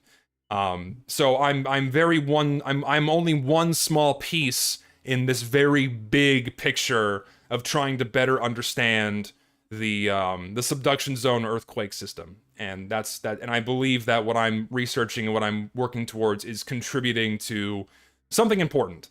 And what I do for the most part is I do a lot of data analytics. I do a lot of signal processing, where I'm given these raw data and I have to process them. I have to, you know, make them legible. I then have to interpret these data and understand what is real, what is artificial, what is a natural signal, what is a signal that is artificially generated from software or hardware issues. And then once you understand what the natural signals are, then you have to understand where these natural signals are coming from. Are they coming from gravity tides? Are they coming from ocean tides? Are they coming from earthquakes? Are they coming from storms? Are they coming from boats or whales and all these other things, right? So, and then once you filter out all the crap you're not interested in, and then you get to the signals that are of interest to you, for me, that's the ones that cause earthquakes, then you have these signals you're looking at. It's like, okay, how can I now interpret what these signals are telling me, right? Like, how big is the earthquake? Or how much stress they release, or where they happen, and all these things can then be tied into the full earthquake system, the full subduction system, and then give us a better idea as to when and where these earthquakes are happening. So, and I like what I do. And that's pretty much what I do for 8 to 14 hours a day, depending on my level of motivation, but I always try to make sure I hit the 8-hour minimum, because that's what I'm being paid for, and I want to make sure that I earn my keep. So, yeah. Yes, except today, taking the day off so I can do a stream, that's one good thing about academia, is that your schedule is flexible. If you want to take a day off in the middle of the week, fuck it, you can, but you gotta, make up the time during your other days or work on the weekend. So, that is one good thing about academia, is that it's very flexible with your schedule, so, yeah. Do I enjoy cooking? Yeah, I like cooking. Cooking is fun. Have I done research on volcano activity, or it's not my specialty? It's not my specialty. I understand the basics of the volcanic system, how, where, and why volcanoes happen, what happens before, during, and after an eruption, chemical compositions of magma and what that means for magma viscosity and lava flows and the different types of earthquakes and the different types of lava flows and a lot of very general things, but I've never really gone out of my way to specifically study volcanoes. Does the Ring of Fire have anything to do with the geology? Absolutely, yeah. The Ring of Fire is where like 95% of all of the world's volcanoes are located. So Ring of Fire, it's easy just to show you on a map, right? No, I don't want the song here. So the Ring of Fire, for those of you that don't know, is a rim surrounding the Pacific Ocean where you have a lot of different tectonic plate boundaries, primarily subduction zone settings. So this is a subduction zone, and then this is a subduction zone, and then the Japan Trench is a subduction zone. Then you have a lot of strike slip faults, and all around here is where you get a majority of your volcanic activity. And volcanoes most commonly form when you have one tectonic plate subducting underneath another one, and that plate that's going down into the mantle is getting melted. And then when that rock melts, it has a lower density, and then it works its way up, and then it pops out at the surface as a volcano. And you only get those, or you primarily get volcanoes where you have subduction zone settings. But you also get volcanic activity in spreading margins. So I don't know if anyone is familiar with the East African Rift Zone. That is where you have two tectonic plates that are pulling apart, and because you're having decompression and you have magma upwelling as these two plates move apart, you get volcanism that is basically filling in the empty space as those two plates are pulling apart. And then there's also the third type of volcanism known as hotspot volcanism, where you have magma which just suddenly decides to come up from somewhere in the magma, nowhere near any of these margins, and that's basically where you get Hawaii from. Hawaii is right here, right? It's nowhere near any of these margins, but lo and behold, there it is, and that's because you have this this random hotspot of magma that's just welling up from deeper inside the earth that is fueling these volcanoes. And there's several other hotspot locations on the planet. Yellowstone, for example, is an example of a hotspot, and so is Hawaii, and there are others as well. So that's your primer on the Ring of Fire. What happens if you blow up a volcano? You can't. Throwing dynamite into a volcano is not going to do anything because you fail to realize that what is lava? What is magma? It is liquid rock, and the density of magma and lava is effectively the same as rock. So if you can stand on lava. You're not going to sink into lava, you can stand on top of it. And so if you just throw like if you huck a piece of dynamite on top of it, it's not going to sink in there and make it blow up from the inside. It's going to blow up on top. It's not going to do jack shit. So you can't, the only way you can blow up a volcano is if you like drill into it and install a bomb underground near or inside of the magma chamber, which is effectively solid rock, and then just you could set it off, but I mean, even then, it's probably not gonna do anything. And again, if you drop a nuke into a volcano, it's not gonna do anything because it's not gonna it's not gonna sink into the lava. It's gonna land on top of it, and yeah, you can stand on lava. So for example, the human body is mostly made out of water, right? It's primarily water, and the density of water is about 1 gram per cubic centimeter. That's roughly how dense you are. Most rock is about 2.6 grams per cubic centimeter. So it's 2.5 times as dense as you are. That's why you can stand on rock. Lava has more dense minerals inside of it. And so the density of most magmas and most lavas is approaching 3. Not quite 3, but around 3 grams per cubic centimeter. So most lava that you come across is 3 times as dense as you are. So you can stand on lava. Yes. Yes. Just to be real, how horrifically overblown is the buzz around the Yellowstone supervolcano? It's all bullshit. Like, all the shit you see about, oh, Yellowstone's gonna blow up in this big epic supervolcano, it's the end of the fucking... It's not gonna happen, right? So, a little bit of history about... fuck it, here we go. So, let's go to the, American flood assaults. So, here we go. So in the northwest portions of America, you have what are known as large flood basalt deposits. And what happens with this is the same hotspot that is generating Yellowstone generated these flood basalts about 500,000 years ago, somewhere in that ballpark. I don't remember the exact time period, but it's within the past million years is when you had most of these flood basalt eruptions. And these eruptions are fairly non-violent.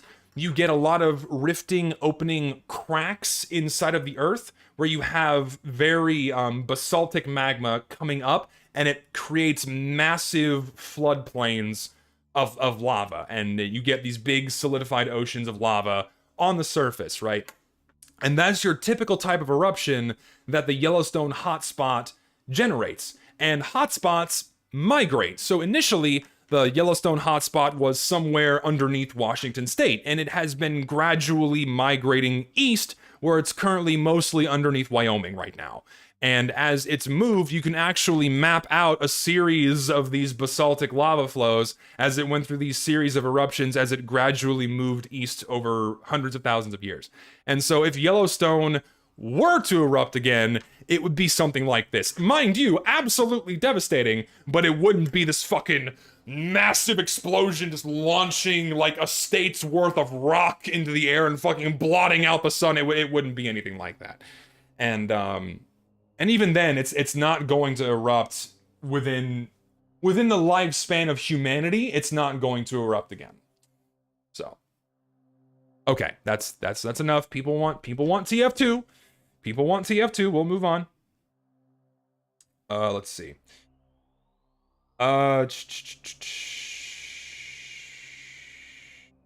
See. Speaking as a video editor, I think your main channel vids are impeccable. Could I make a long-form video or even an uncut stream of how I got my experience and any cool tricks you've picked up along the way?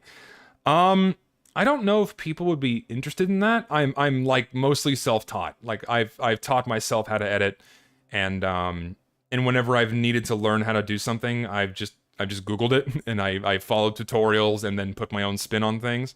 Like, it's very easy to tell when someone just Googles a tutorial on how to make something, and then they just copy it and do it exactly for their video. And then when you can't tell that they've done that, that's when they've put their own style on things. And that's what I usually try to do the most. But yeah, I'm mostly self-taught, so... And I don't really know what would be considered a cool trick. So, if the earth isn't flat, then how come my rule or shoes don't have a curvature? What do you mean by your shoes don't have a curvature? The fuck does that mean? Like, do you mean why do your feet not do this when you're standing on the ground? Because, like, you fail to realize that the angle of change on the Earth's surface relative to the size of your feet is so massive that relative to you, you're standing on flat ground. So yeah, your feet aren't gonna, like, curve around some surface. I'm assuming that's what you mean. Let's see. If I could add a new primary weapon for any class, what would it be and who would it be for? Ah, fuck, dude. I would, Oh god, I don't know. I'm of the belief that we really don't need any more weapons for TF2. Like, if you try to put more shit into the game, it's just gonna make it more messy. So, god, I don't know. I'd like to see a revolver for Spy. Like, a new revolver for Spy would be cool, and maybe have it be some kind of utility that isn't, like, cloaking, but maybe have it be, like, and not just, like, for pure DM, but maybe give it, like, another utility of some kind. Like, maybe have him disguise faster, or cloak and decloak faster. I don't know. Something that just makes Spy have another option aside from just a DM weapon or the must run if you're wanting to stay invisible for a long time, which is the Latranger. So something like that, I think, would really spice up Spy's gameplay. Spy is very fun, he's very dynamic, but I think something like that would be a nice change, perhaps. New game mode? No. Like TF2 doesn't need much. Like, TF2 is already a good state. We need to stop cramming in more shit into this game. Just fix the problems that exist, and TF2 doesn't need anything else. But no, we have to keep cramming in more fucking ugly cosmetics and terrible maps, so. What the fuck is going on with this chat now? Oof. What would you think of a heavy weapon where it does triple the base damage and fires 1 pellet per second rather than 4 and pierces all resistances? I think that would be ass to play against. That does not sound fun to deal with at all. You hear about the Jungle Inferno contract weapons being craftable? Yeah, but you don't get craft numbers on them, so that doesn't really... Then what's the point? Let's see. Someone asking me what work I do on my PhD. I already explained that. Here we go. Here's some questions. This guy asked like 50. I'll see what the interesting was. Okay, so shorter questions. How am I doing today? I'm doing all right. Doing good. So thank you for asking. Any specific maps you wish Valve would add to the game? Probably just fewer seasonal maps in general. Just please add more fun vanilla maps. That'd be great. Is Versus Saxon Hail better than Arena? I fucking hate Versus Saxon Hail. It's fucking awful. Like, I don't want to fight bosses in TF2. I want to shoot other people. Let's see. Favorite songs? We went through music already. Favorite songs and things from the TF2 soundtrack. I like, Seduce Me is awesome. What else do I like? I have to like pull up the soundtrack so I can remember. Hold on. I gotta fucking pull it up here so I can refresh my memory. Can I have the playlist, please? Here we go. So what songs do I like? I like More Gun, which is from Meet the Engineer. I like Dapper Cadaver. It Hates Me So Much, dude. Like this, like this fucking song right here. This is like classic TF2 music, man.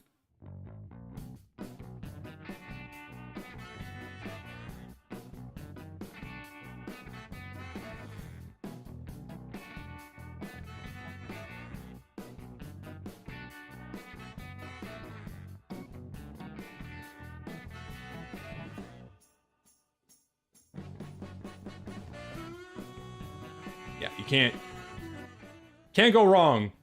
Can't go fucking wrong with that, man. Next person that asks me to kill someone with a rock, I'm gonna ban you. Fucking stop spamming that fucking question. It's getting annoying. Alright, let's see. What else do I like? I like... I think my favorite song is this one. Seduce Me, dude.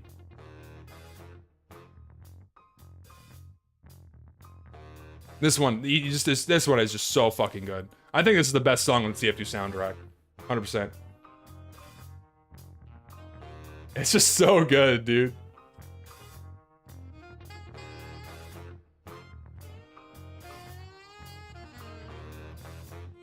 I can listen to this all day.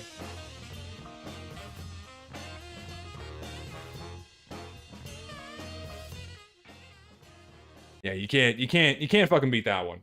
Seduce Me is fucking like the best song, I think. It's so good. All right, let's see. More. We got, I've been going for fucking, not even 2 hours yet. We can keep going here. Let's see. Weapons that I think, any other games that I play. So I've been playing Deep Rock Galactic. I've been playing War Thunder. I've been playing Blue Archive. Blue Archive probably too much. What else have I been playing? I've been playing fucking... I tried Project Zomboid. Fucking sucks. It's hard, but it's fun. Yeah, that's just some stuff I've been playing recently. Best update for TF2? Shit, dude. I don't know. That's a hard pick. Like I always default to Gunmetal because it was just so fucking fun. Gunmetal was insanely awesome. I love that update. It just added so much new shit, and the contracts were just such a breath of fresh air. It was so awesome. I loved that update. And same for Tough Break. Tough Break was just more, but better. And then everything went to shit. That sucked. Then everything went to shit. Who's best girl? Oh god, don't make me pick. Don't make me pick. Ah, fuck. I like Aru. Aru's best, I think. Aru's great. I like Wakamo, and I like Nonomi a lot too as well. But Aru's great. I also like Neru. I like Neru too. Neru's also great. Tie with Aru, I think. The original MVM update has a place in my heart. MVM was pretty cool. I think that there was a lot of hype around that, and it was pretty fun, but then it kind of just died because they stopped updating it. So, kind of sucks. Bigger questions. Oh, God. If you got to make an official TF2 update with any and all balancing additions or subtractions you wanted to have Valve to implement, what would update have? Oh, my God. I mean, the biggest thing is, like, here's the thing. Here's the thing. All right? I think, just from what I see, that a vast majority of players can agree on one thing. That Sniper, in some form or fashion, needs a nerf. He needs an adjustment in some capacity. Whatever that capacity might be is up for debate. But most players are completely agreeing that he needs an adjustment. So if I had full control over what an update was going to be, some kind of a fix for that fucking awful class. I don't know what it's gonna be. I've offered suggestions before. It got me death threats. I've offered suggestions before. Made people want to dox me. So whatever they think is the correct choice, fuck it. But just some kind of adjustment for that fucking class is absolutely necessary. What it is, I don't fucking know. Other people have made way more well thought out videos than I've done about how the class needs to be adjusted and why he fucking sucks ass to play against. Go watch those, because anytime I fucking talk about Sniper, people lose their goddamn minds. Ugh.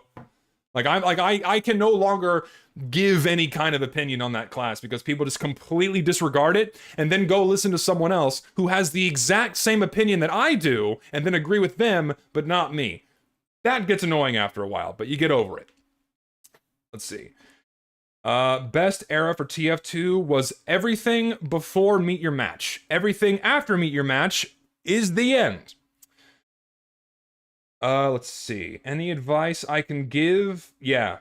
Sleep enough, eat healthy, laugh as much as you can, and keep learning new things. It doesn't matter what they are. Keep learning new things because it keeps your brain healthy, and it staves off dementia when you get older, and it keeps your life interesting. Do not stagnate, my friends. Do not stagnate.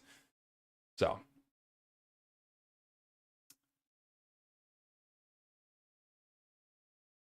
Will we ever get the heavy update? Fuck no. Listen. We will never see another major update for TF2 ever again. That is the reality. Valve has signed off on this game. The writing is on the wall. Save TF2 did jack shit. Even the people who were the biggest proprietors for that fucking hashtag movement are now memeing on Valve and are now memeing on what they said because it ain't gonna do shit. Didn't do shit. I said this months ago. That it wasn't gonna do shit. And here we are, after I get lambasted for it, all of the other people who were doing the lambasting now saying that it didn't do shit. And it ain't gonna do shit. And Valve's not gonna do shit. Man, I'm tired of being right. I'm always ahead of the fucking curve. Always catches up. No one wants to acknowledge that. But I am. So I saw it for what it fucking was. Nothing. Wasn't gonna do shit. Why would the multi-billion-dollar company ever listen to the consumer? They don't give a fuck. Oh, God. They don't give a shit. Anyway. Yeah, it's... No one likes to hear the truth when it comes to this game. They like to pretend that when I say it, it's not real, and then you get made fun of for it. But then they start spouting the exact same things I did, and then it's just, I don't know. It's an odd combination of irritation and validation, like, I told you, fuckers! I told you! Ugh. Alright, let's see, what else we got here? What do you consider the best update? Vague and unimportant question. Let's answer an unimportant question. How do you do it? Like, how do you manage to perform and excel? Excel's a very generous term. How do you manage to perform and excel in your degree? I assume you must like your field of study, but I'd still like to know what keeps me going all this time. I think I already touched on that. I like what I do. I feel like what I'm working on is contributing towards a bigger problem that takes a long time to work through. And yeah, I pretty much just like what I do. And I think the biggest thing to just doing well in anything that you do, right? Like, and a lot of people come to me for advice for college and shit. Like, the biggest thing you can do for yourself is manage your time. Like think about, let me pose a question to you. Everyone in chat right now. I want you to, of course people are gonna meme on this, but like, I want all of you right now in chat, type the number of hours a day that you spend on YouTube, on social media, not doing anything. How many hours a day do you spend on social media or on YouTube or on Twitch just doing nothing? How many hours a day? Just type in the number. Doesn't matter what it is. Type the number. I want to know. I want to know. And be honest.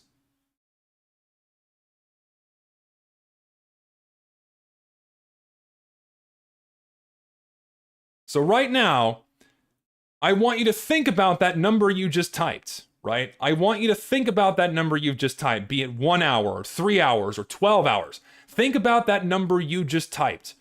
And think about all of that time you've just wasted that you could have put towards literally anything else. Towards cleaning your home, towards polishing up a skill, towards making something, right? I look back and I think about all of the time I've wasted looking at social media, looking at YouTube, and just wasting my fucking time on absolutely nothing. And how much, and just from a YouTube standpoint, how many more videos I could have made in that wasted time, right? And every time I decide to go onto social media, before I do, I think to myself, okay, I'm about to waste some fucking time that could be better spent doing something else. And then I just go do something else. You know? That's the best thing you can do for yourself, is manage your time intelligently, right? Don't waste your time. Spend that time doing things that better yourself, that improve your skills, that are just not tossing that time into the fucking void. Because you don't get it back, and you're not getting any fucking younger, right? That's how I do, that's how I excel, as this guy puts it. That's how I do what I do. I try to just not sink that time into useless shit. And I did that for a long time, and it's just, and it caught up to me, and it fucked me over with my mental health. It's just like, okay, I gotta stop. I gotta just fucking stop doing all this crap and just work, right? Spend that time working. And it helps. It helps. So, let's see. What else do we got here? Is my anime girl mascot interested in any of the mercenaries? No. I try to keep the sexual stuff kind of not involved with my brand, even though people oftentimes come to me and ask me to draw her in a variety of fetishy environments. Let's see. Am I going to do the trade up for the top shelf minigun? Yes. I'm going to try anyway. Is there any other weapons you wish you could have a war paint on? No, I think it's a good thing that we don't have any more than we do. Honestly, I feel like having 44 different weapons is too much. I think there's like having 44 different weapons that you can have a war paint on is a much more negative thing than just having like the original 14 stock weapons. I think that was better. Putting skins on all of these other weapons just turned TF2 into an even bigger visual clusterfuck, and I don't think that was a smart idea. I think they should have just stuck with those 14 weapons. And yeah, sure, having more customization options is fine. I mean, that makes more people happy. But at the same time, because the overall quality of skins Valve has been adding has just been subterranean since 2017, that most just look fucking terrible, right? And I I don't think it was a good idea. Like, if they had kept up the quality of the skins they added, then I'd have a much less negative opinion of this. But they didn't, and I think having this many weapons was not a smart thing to do. So I don't think there needs to be more, honestly. If anything, just remove some options. I think that'd be a good thing. Which person in the TF2 sphere do you think is most likely going to go on a postal rampage one of these days? Oh shit. So who is the most fucking unhinged, as they say, as the kids say? Who is the most fucking unhinged? Oh god. Here's the thing, Big B. I really don't watch YouTubers much. Like, I even though I make TF2 content, I really don't watch a lot of it, so I really don't have a good gauge on who would, like, fucking lose their mind. Like, I think I may have watched, like, one TF2 video in the past month. I only watched, like, Gary's Mod or Source Filmmaker animations. I honestly don't know. It's definitely someone who's younger, right? Because like anyone in like this 6th generation of TF-tuber is probably gonna go fucking just lose it, right? Because they're all young, they're all like sub 21 years old. They're still trying to figure shit out. They're still, you know, they're not well put together yet.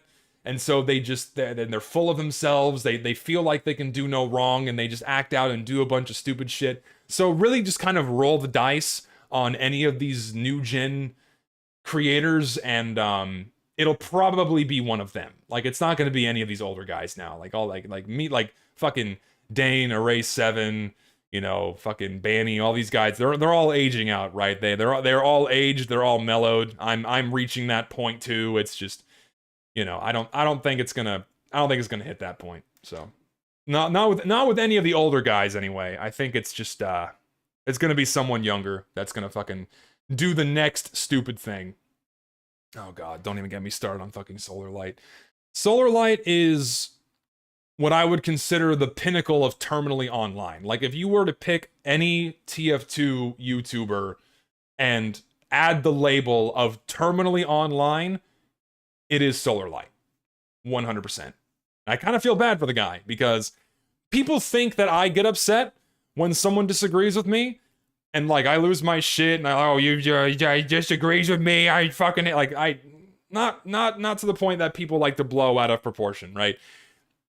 Just look at his Twitter for a few minutes and just look at the replies. Feel a little bad for the guy. He's he's the kind of person that I would relay the advice of: put the phone down, get off Twitter, go outside. Soundsmith is a lost cause, man. Soundsmith has decided to be the king of dirt, and he can have it. Let's see. More questions. What else do we got here? Let's see. Yeah. How good is my taste in video games? I have shit taste in games, man. I grew up on Nintendo. I grew up on Metroid and Kirby and Mario.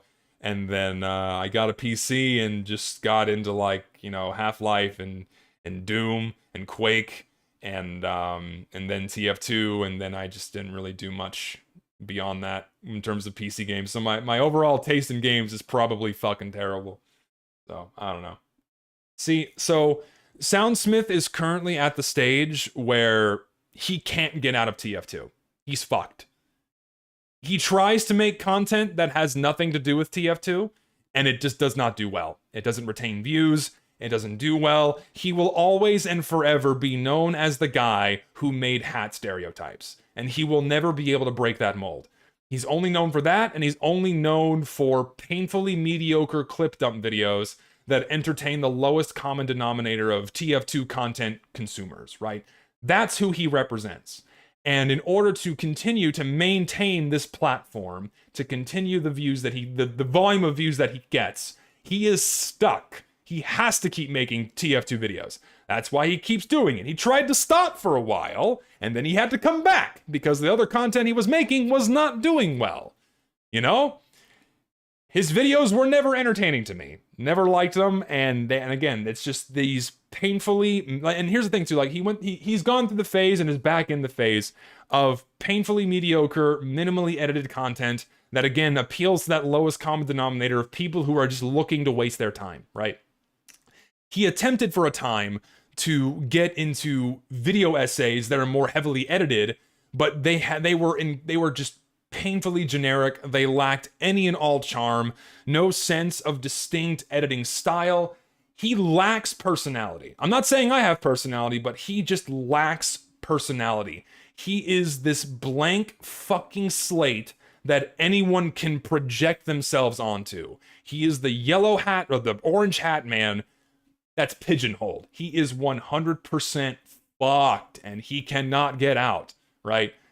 But people will continue to consume whatever he makes because it is his name and he has his brand built and he will do what it takes to continue that brand. Why do you think he did those little jabs at me on Twitter? And why do you think I call him the king of dirt? Because he needs to continue to appeal to that lowest common denominator of content consumer in order to keep those views, because he cannot simply create anything genuinely entertaining, genuinely unique, that will stick with people's brains. His videos go in one ear and then immediately go out the other. Nothing fucking sticks. And that's what he's always made, and that's what he's always gonna be stuck in. And again, I feel fucking sorry for the guy. Solarlight is in the exact same position. He is fucking stuck as the gimmick Demo Knight man, and he can do nothing else. They're fucked. They cannot get out of this rut they've dug for themselves. And they want to keep the platform going. They want to keep the views going. So they just keep leaning more and more and more into their brand. I don't know if they enjoy it. I don't know if they like what they do. But Solarlight's trying to break out of it. I mean, good for him. I hope he succeeds. I pray for anyone to get out of the awful sphere that is TF2. But I mean, he's kind of fucked himself. He really is. He fucked up early on because he did a series. He did a series. And other TF2 YouTubers love doing series. And when YouTube picks up on a series, like, weapon and hat stereotypes, or fucking Bad Weapon Academy by that fish on a stick guy, right? They lock themselves in. They lock themselves in because YouTube recognizes that content as what is going to earn them ad revenue, right? And they have to keep doing it, otherwise they're not going to get views. And anytime you see them try to get out of that lane, they slowly start drifting away. They don't do well, and they eventually curve back in order to keep that, the wheels turning. And that just... you hate to see it. You really do. Yeah, here's like my problem with Lazy Purple is his content quality and level of production is very high. He puts a lot of time and work into his videos. I just don't find them entertaining because I don't get anything out of them. I've been playing this video game for 13 fucking years. I have been playing this game for 13 fucking years. I can't get anything out of TF2 videos anymore. I already know everything. There's nothing left for me to learn. I know everything there is to know about this fucking game, inside and out. All I can do is provide opinions. That's what I like to do, and people seem to enjoy that, negative or positive, right? That's where I'm at. And so YouTubers like Lazy Purple and the fish guy and all these guys that make these balance videos, nothing there for me. I already know everything they're talking about, and I'm either going to agree or disagree, and that's it, right? And I don't like that content. The only TF2 content that I consume are just like shit posts made in Source Filmmaker or Gary's Mod, because I've been doing that since 2010, or and that's honestly it, No, I mean, yeah, they do choose this. They do choose to stay in that lane, right? But and they try to get out, but they just keep fading back in. They keep going back in, Ugh. Yeah, I think there's a sweet spot when it comes to discords. There's a sweet spot when it comes to just discords in general, right?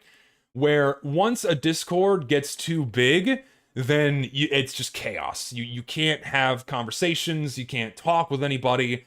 It's just an endless shit show of people just trying to scream over each other, and it just gets messy, and that's why I like having my Patreon behind a wall, right? Where either people pay to get in with Patreon, or I directly invite people, because it keeps my Discord at a manageable size where you have people who talk, and it's never this endless chaotic clusterfuck of people just trying to scream over each other.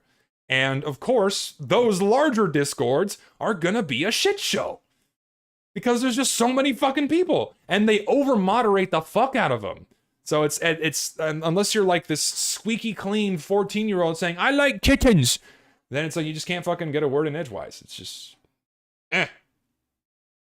Want to join my Ventrilo server? What's Ventrilo? I don't even know what that is. What's that? VoIP? Oh, it's a VoIP group. I've never used this. I don't know. Sure. I've never used the software before. First time I've heard of it. I was always a Skype guy. And then I used fuck. What was the other one? I used TeamSpeak for a long time too. But I never used that. Let's see. And listen, and I'm not dogging on, like, if you guys enjoy, you know, if you enjoy Sound Lazy and Purple Smith and all these, like, if you enjoy their videos, I don't give a shit. You can you watch the content you want to watch. I don't give a fuck. I'm just saying that I'm not entertained by it, and I don't get anything out of it. I don't like it. It's not for me. And I can express why I don't like their content. I'm not saying don't watch their content. You can watch it if you want. I don't give a fuck. It's your time, not mine. But yeah, I'm not really big on, I'm not big on those guys. Rock review when? You don't have to wait too long for that, my friends. You don't have to wait too long for that. Not a rock review per se, but you'll get the idea. This is fun to make. This is one of those videos that's just fun for me to make, and I'm excited to see, you know, how people receive that one. We'll see. Would you consider going back and looking at older cosmetics? Why? Why would I go back and look at older cosmetics? All right, let's see. More questions on YouTube.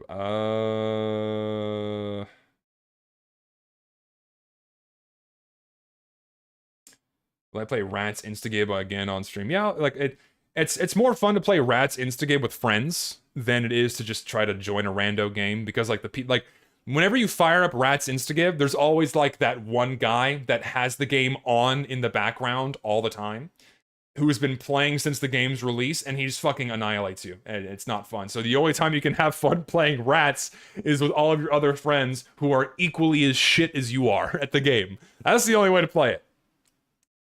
Let's see.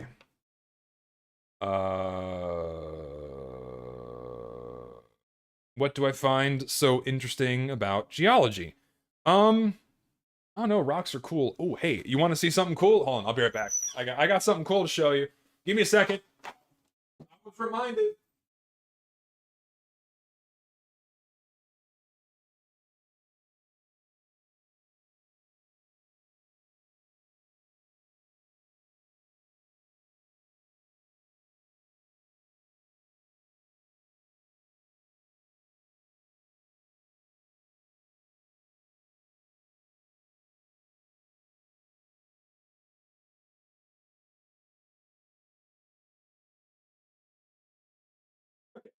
All right, so I got something. So I got something cool recently.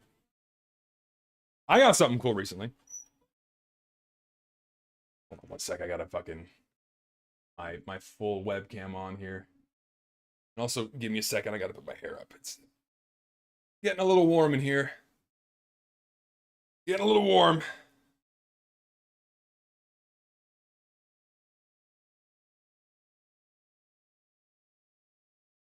All right.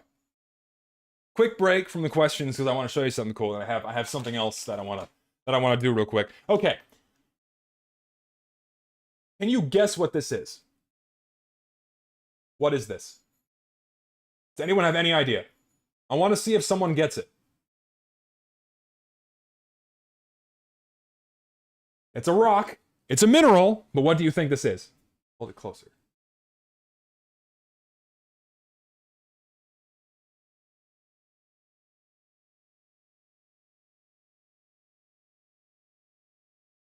I will say right now, it's not what you think it is. It's not what you think it is. Bismuth, pyrite, graphite, black mineral, carbon, obsidian, petrified wood, the Mecca, bismuth. No, no one's getting the right answer. I mean, based off the colors and shit, that is what you would expect, right? So, Mecca stones. Allah, praise be unto him. Black tourmaline. Okay, see, it's not tourmaline, but it looks like it, doesn't it? It's not tourmaline. Okay, so this, my friends, this is topaz. This is topaz. Can you believe that? This is a giant fucking chunk of topaz. Normal raw topaz looks like this. When you don't have gem quality topaz, you get big fucking hunks of it like this.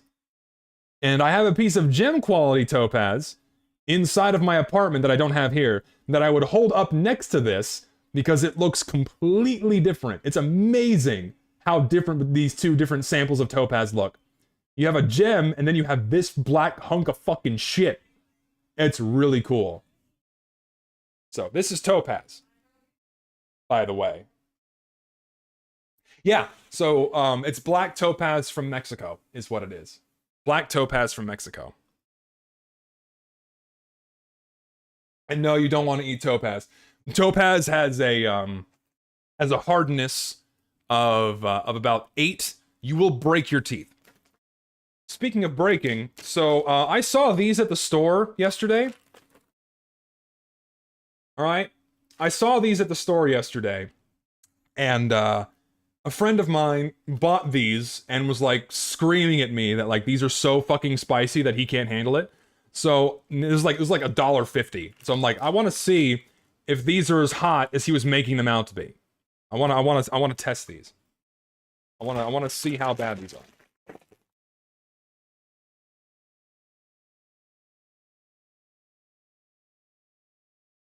They smell like shit.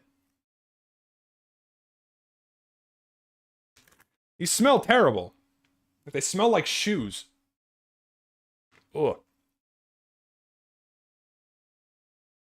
My dream mineral sample is a piece of rhodochrosite that is deep red and perfectly flawless inside.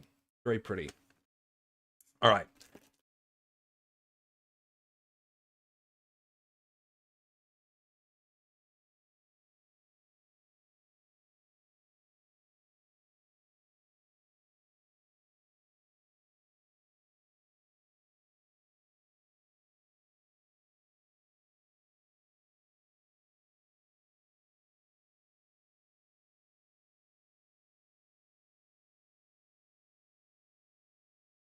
I mean, they're hot, but they're not like...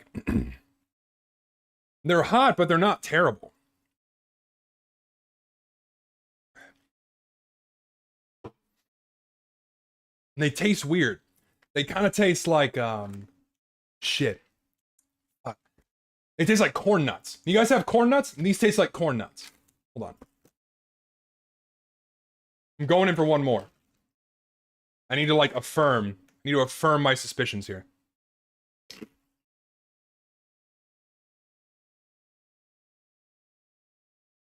Yeah, these just taste like corn nuts.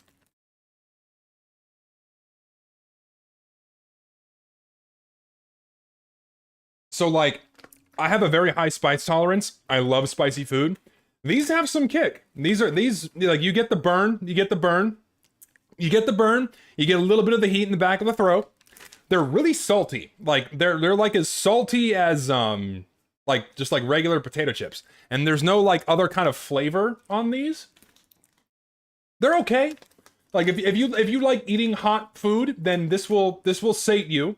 This will sate you, but they're just okay. They're not like amazing by any means.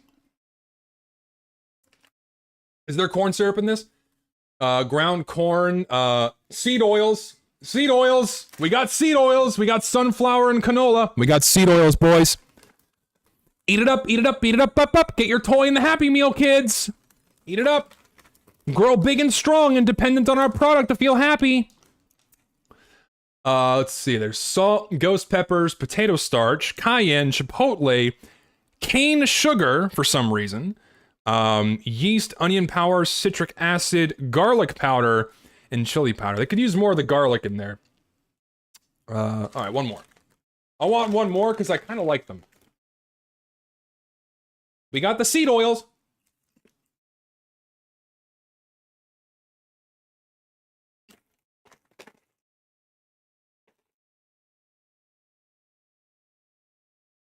You know what? They're actually pretty good. I'm getting the garlic now. Like, now that my mouth has, like, overcome the initial heat factor and is used to it, I'm getting the garlic now. They're quite good. I like them. Okay. Let's see. Back to questions, because I'm sure people are far more interested in that than what I think of hot chips. All right, let's see. What do we got?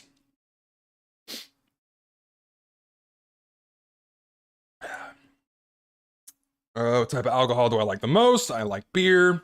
Do I really hate snipers specifically as a class, or do you just despise people who abuse how lenient his restrictions are? Both. I mean, easiest answer is both. The class needs a nerf, and the game was not designed to accommodate people with 4,000 hours on that class. So, it's a two-edged sword. If 33x plus 16y is equal to 42x plus 20y, what is the value of x and what is the slope? Okay, so what is that? 42 minus 33, that is what? 9? So that's negative 9x is equal to 4y. So that would be negative 4x is equal, so y is equal to negative 9 over 4y. So no, sorry, y is equal to negative 9 over 4x. So the slope is negative 9 over 4, and that's it. And the value of x is whatever you want it to be. And there is no offset because there is no b value. So there you go. There's your answer. I did your math homework for you. Let's see. What else do we have here? Have I ever been to Louisiana? If so, where did I visit and what did I think? Yeah, I went to Louisiana last year for a conference. I had a conference in New Orleans last year, and it was kind of a shithole. I don't like New Orleans. A lot of homeless people, a lot of trash, a lot of human feces in the street. I stayed in a reasonably decent hotel, but it was it was gross, and yeah, it was not a very it wasn't nice. Like driving through Louisiana is really pretty. Like I like driving through it. I like seeing the marshes and the swamps, and like driving through Baton Rouge at night is really cool. But I did not enjoy my time in New Orleans. Probably not it's a very limited view and limited window of the entirety of the state, but yeah, it's not my cup of tea, I would say. Not my cup of tea. What town am I living in? I don't think I want to readily give away the town. I fucking like these. The goy slops got me. I've been sucked in.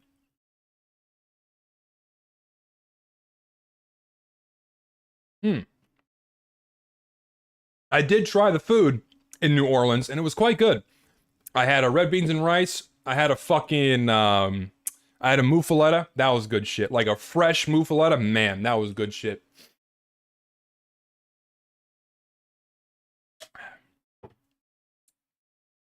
Has your subscriber count on your main channel gone down or stagnated within recent years? Because I keep checking. I want to make sure you have. I want to see you have more than you have. So it's been like slowly going up. Like it's like it went down because of the fucking stunt Soundsmith pulled. It went down by like 700 people roughly, because honestly, it was admittedly flattering to have probably one of the biggest YouTubers punching down on you, because he's so desperate to remain as the king of shit that he used me to get a bunch of Twitter likes.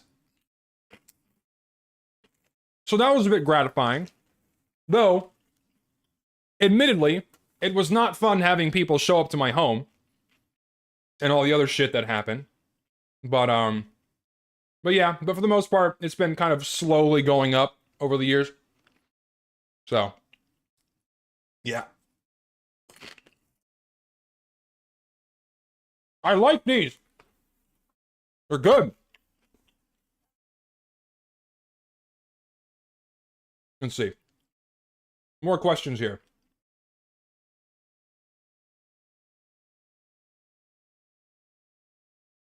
How many Fumos do I own? I own 3. I have 3. Opinions on Japanese food? Japanese food is awesome. When I was in Japan, the food was fucking good.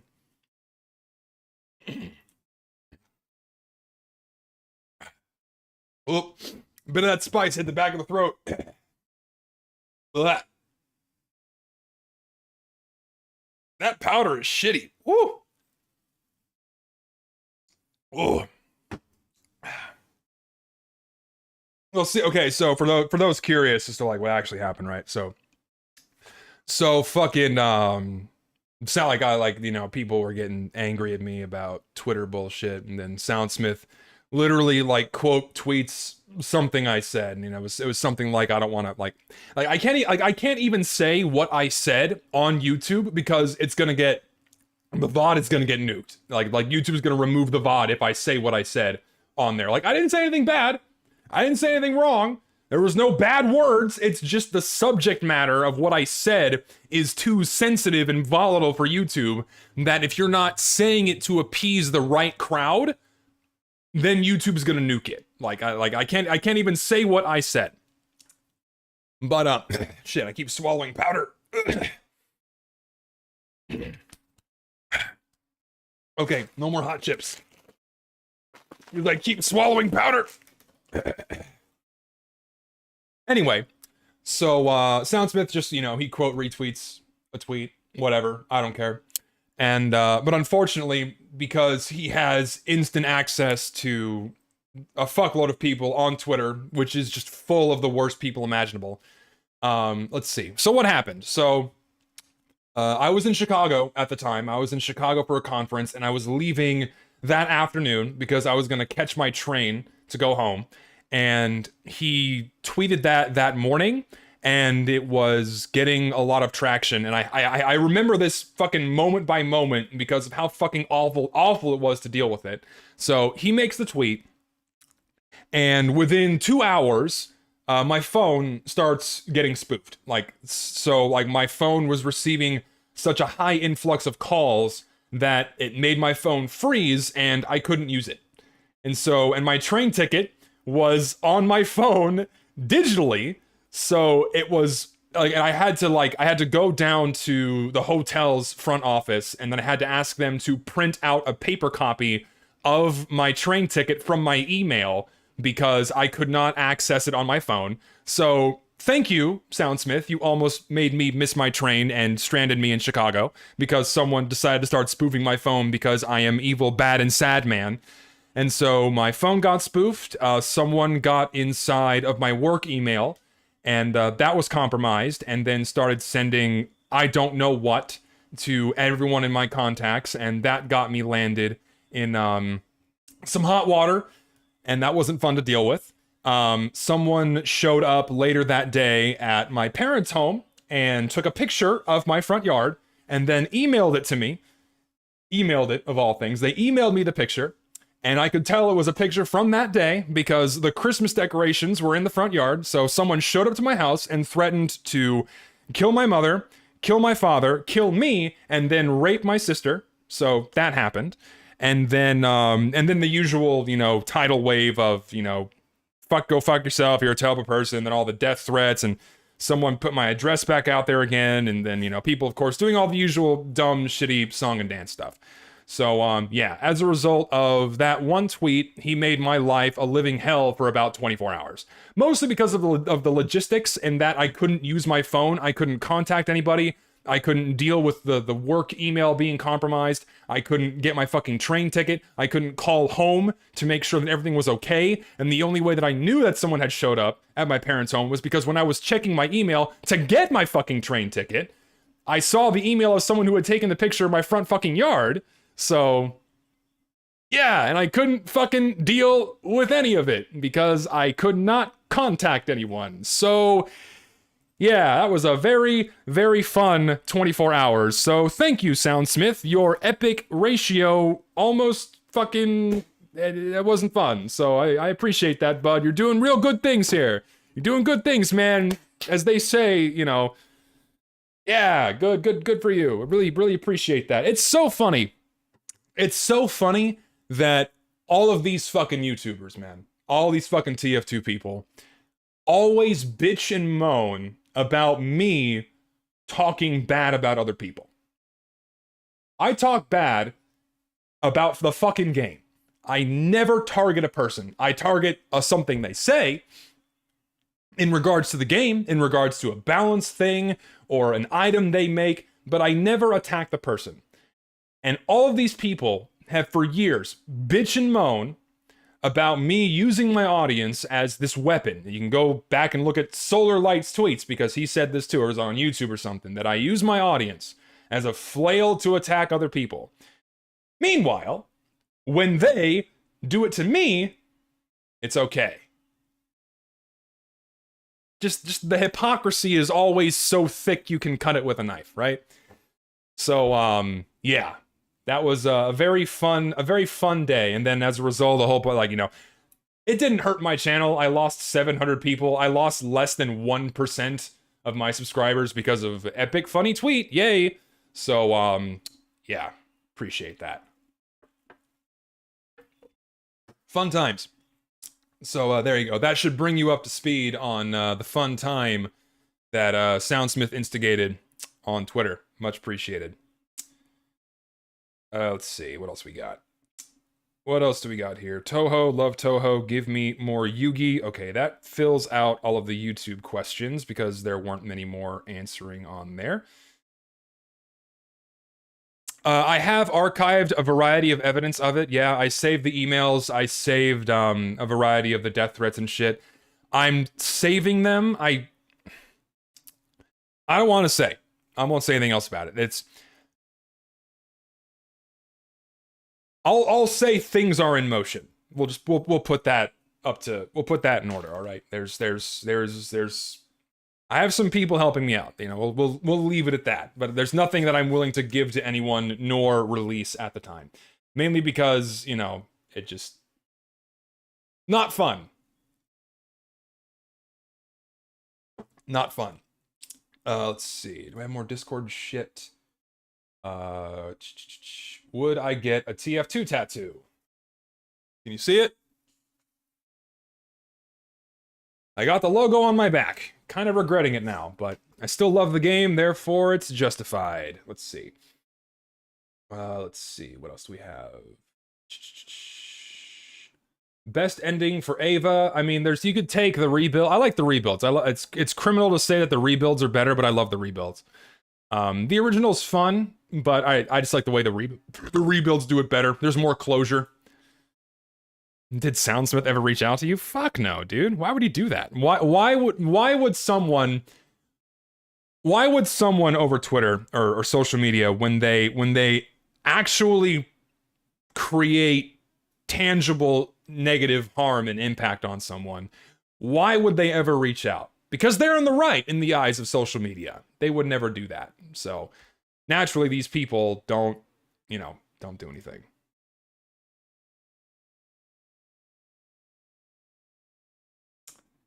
Let's see. More questions on Discord.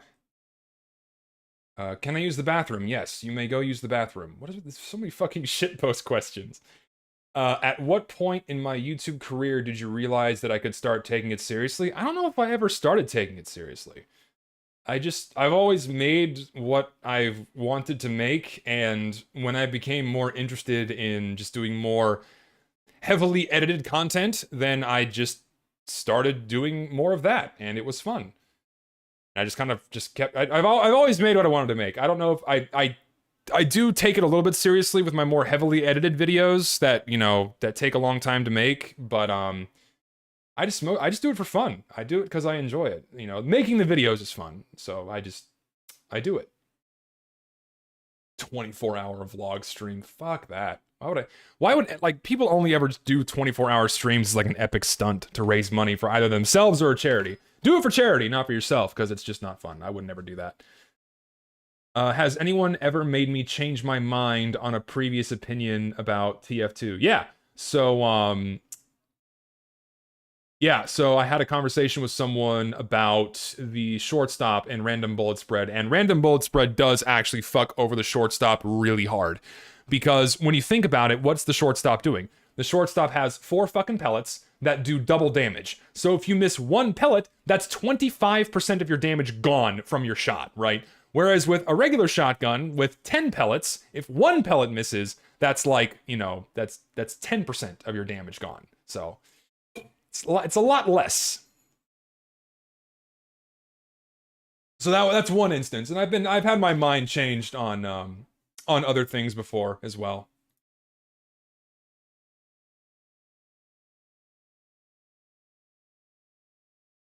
Let's see. You seem open to discussion about your takes, but it always feels like you're never convinced by a reasonable counter-argument. That's because the counter-argument is wrong. Let's see. What is my ideal woman, but describe her like a steak? Medium rare. If you take your steak any more than medium rare, you enjoy boot leather. You enjoy boot leather, and I feel sorry for you. Why would you ever eat anything other than a medium rare steak? Sorry. If you could have any IRL model non-functional gun based on TF2 weapons, what would I have? Oh, dude, the fucking minigun. Just imagine like a full-sized TF2 minigun. That would be the fucking shit. That would be awesome. Yeah, I want like just the vanilla minigun would be so cool. Yeah. Or the medigun. Just things that are like super uniquely TF2, like the way the minigun looks and the medigun looks, or like the scattergun's very like the sticky bomb launcher is so fucking, it's a weapon that doesn't exist, right? Give me that. Hello, fat dog. Hey, come here. Come here, dog.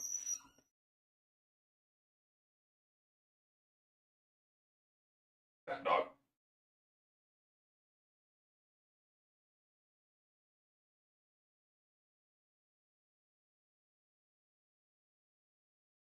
The dog has decided to come visit me. You're fucking fat, you know that, right? I'm waddling in here. Probably because you smelled the food. You smelled my chips. Fucking.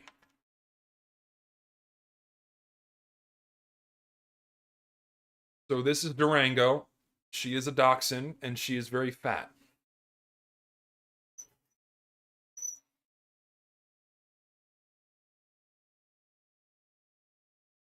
Your breath stinks, dog.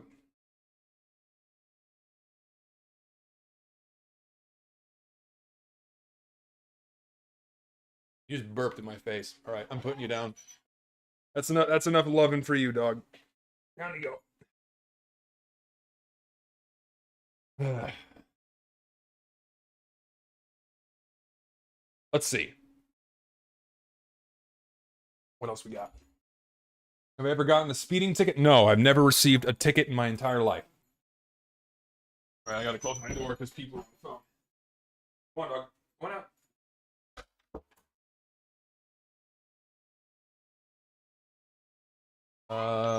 Let's see.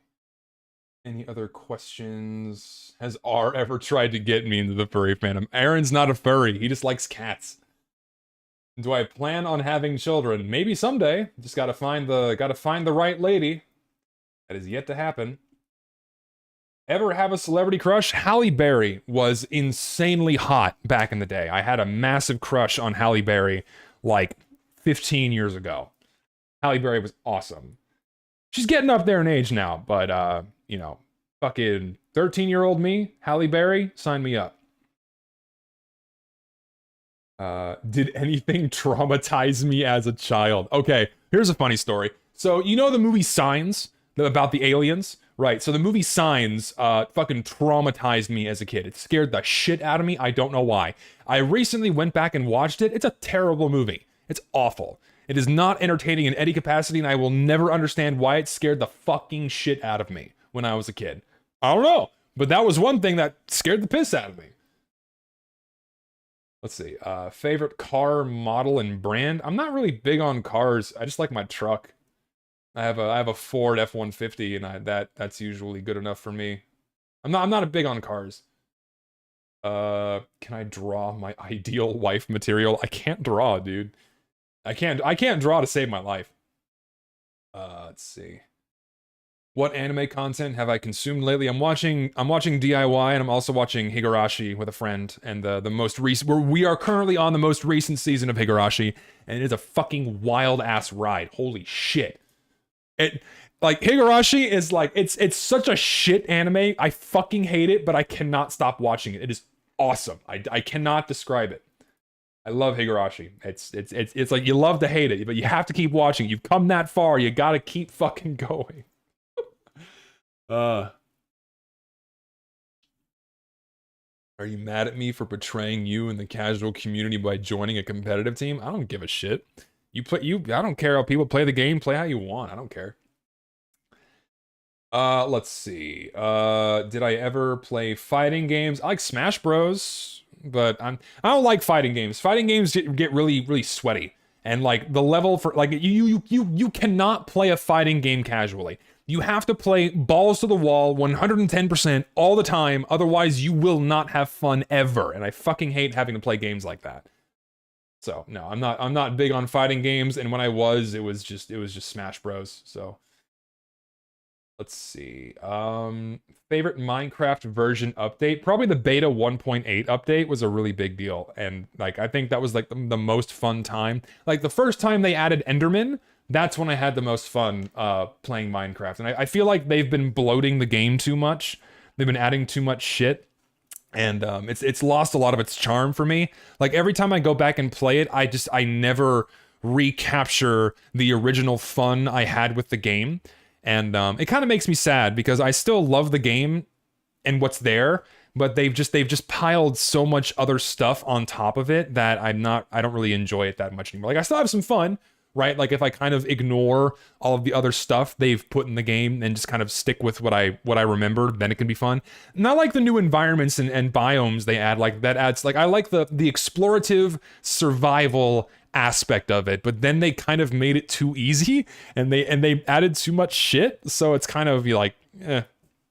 Yeah, Minecraft kind of went too far, and it makes me sad that I can't like have as much fun with it as I used to, but oh well. So yeah, beta 1.8 was probably peak. Do I read any classical literature or philosophy? If so, what is a text that has changed my life? Does the Bible count? Because I read a lot of the Bible when I was younger. I can't repeat a single verse from the Bible to save my life, except for one. Book of James.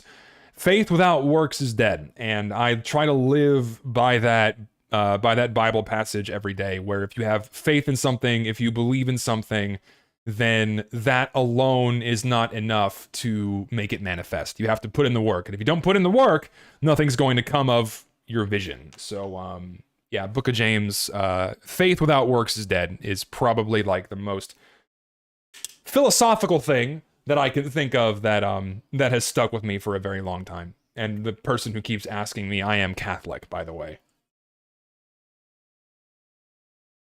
I'm not a very good Catholic. I don't do what I'm supposed to be doing, but I am Catholic. I am confirmed Catholic. Let's see, that remove one genre, jazz or rock. Here's the thing, like jazz inspired rock, so rock cannot exist without jazz. So remove rock, because jazz would just continue to persist to inspire new forms of music. So yeah, cut out rock, keep jazz. Let's see. Yeah, that seems to be all the questions. So as I guess I close out the stream, I can focus a little bit more on questions that come in chat. So if you guys have any more questions for me, then lay it on me. What do you got for me? Yeah, I've read the entire Bible, the New James Bible, cover to cover. A long time ago, but I have. I've read the entire thing. And again, I can't recite much of it to you, if any of it, except like that one Bible verse and maybe a couple of others. I remember the stories and all of that other stuff, but yeah, I've read the Bible cover to cover. What made me get into my field of degree with rocks? I can't really remember the correct term, but what made me, yeah. So it's geology, yeah. So I've always had like I've said this story multiple times. Like I've always had a lifelong interest in just like the earth, right? And earth processes and like volcanoes and earthquakes and rocks and pretty gems. I've always loved those things since I was a kid. And all the way through high school, I loved those things. And my high school actually offered a geology class, and I took it when I was a senior in high school. And I'm like, man, I can do this as a career. And then I went from there. Like I was originally going to go into engineering because I liked, building shit. I liked robotics and things like that. But my math scores were too low. And I was rejected from the engineering program because I had to be placed into a remedial math. And then I proceeded to get a 4.0 math minor and got higher math scores than literally every engineering major that was in my graduating class that year at Texas A&M University. So fuck you guys. I win. God. Okay, so now it's getting later in the afternoon. The dogs in my home are gonna bark. Let's see. What other questions do we have here? How's Pre-Fortress 2? Pre-Fortress is fun. I enjoy it. Who's best pony? We gotta deal with the real question. Stop ignoring the elephant in the room. I don't remember any of the fucking names of the horses. I like the yellow and pink one. What's the yellow and pink one called? What's the yellow and pink horse? Someone refresh my memory. I like that one. The yellow and pink horse is nice. Garfield. Fucking Garfield. Oh Christ. Is it Fluttershy? Yeah, I think that's it. That one. That's the one. So yeah, if I had to pick a horse, it's that one. Let's see. How did I get into spicy food? I've always liked spicy food. I've had spicy food since I was a kid and I like it. Yeah, Applejack is the country girl, I like that one too, but I like Fluttershy more, I think. Yeah, we'll go with that. I'll turn those horses into glue. It's horrible. Let's hear about the hottest spice I've ever had. Okay, so there's a difference between like spice for flavor. This isn't a really good example. There's spice that has flavor, and then there's spice that just solely exists to cause pain. And those are not fun to eat unless you're doing it for like a gimmick challenge, impress your friends, YouTube video kind of dumb bullshit, right? So when I was like 12 or 13 years old, I think I was still in middle school, so I was younger than that. We went to a grocery store and they had hot wings. And I'm like, oh man, I love hot wings. So I asked my mom if she could buy me some hot wings as a snack after school. And that's when I was really fat and like ate hot wings. Big fucking hot wings was like a snack for me. And so she got me the hot wings and I heated them up. I took one fucking bite and immediately my throat just closed up. Like it was the hottest fucking thing I had ever put in my mouth. I don't know what they put on it. There was no flavor. It was just instant, furious pain. And it was like, I couldn't breathe for like 5 minutes. It was awful. That was like the worst spice I've ever had. Period. And I still to this day don't know what the fuck they put on those things because they shouldn't have been selling them. It wasn't an allergic reaction because I've eaten all kinds of spice before, but that shit fucking hurt. I don't know what it was. Ugh. That shit beat the Carolina Reaper. Anything that I've had with Carolina Reaper in it did not come close to whatever was on those fucking hot wings. So, what is the most overrated and underrated decorated weapon skin? That's an easy answer. So the most overrated is probably the fucking like Trader Mains love the Shell Shocker. For some reason, it's very tiny. Trader Mains love the Shell Shocker. I think it's fucking hideous. I will always and forever despise this skin. It is ugly as fuck. They should have just made it team colored with red and blue, but they decided to make it green, and as a result, it is awful. And one of the most underrated skins. God, what is underrated, man? I think that, I mean, Team Sprayer is just one of those skins that looks really good, man. I'm a fan of things that look like race cars. Like the Inferno collection from CS:GO is my favorite, and this just looks like a sleek race car. It's been like, it's a little, war torn. It's gotten some use. I really love this skin. So I think like a lot of these contract completion skins are very underrated, and like the Country Crusher I think looks really good. Like back when TF2 skins were of fairly high quality and were very good. So a lot of these older skins are very underrated. I mean, at this point, the Gentleman's Collection is not underrated, but you catch my drift. Just a lot of these older skins go often overlooked because of how old they are. They're not very common, and yeah. So those for sure. What is a hat in TF2 you really like a lot and always think of when you think good hat? It is, I mean, well, probably this soldier loadout. Honestly, I love the skull cap. I love this beret hat. This is a really nice loadout.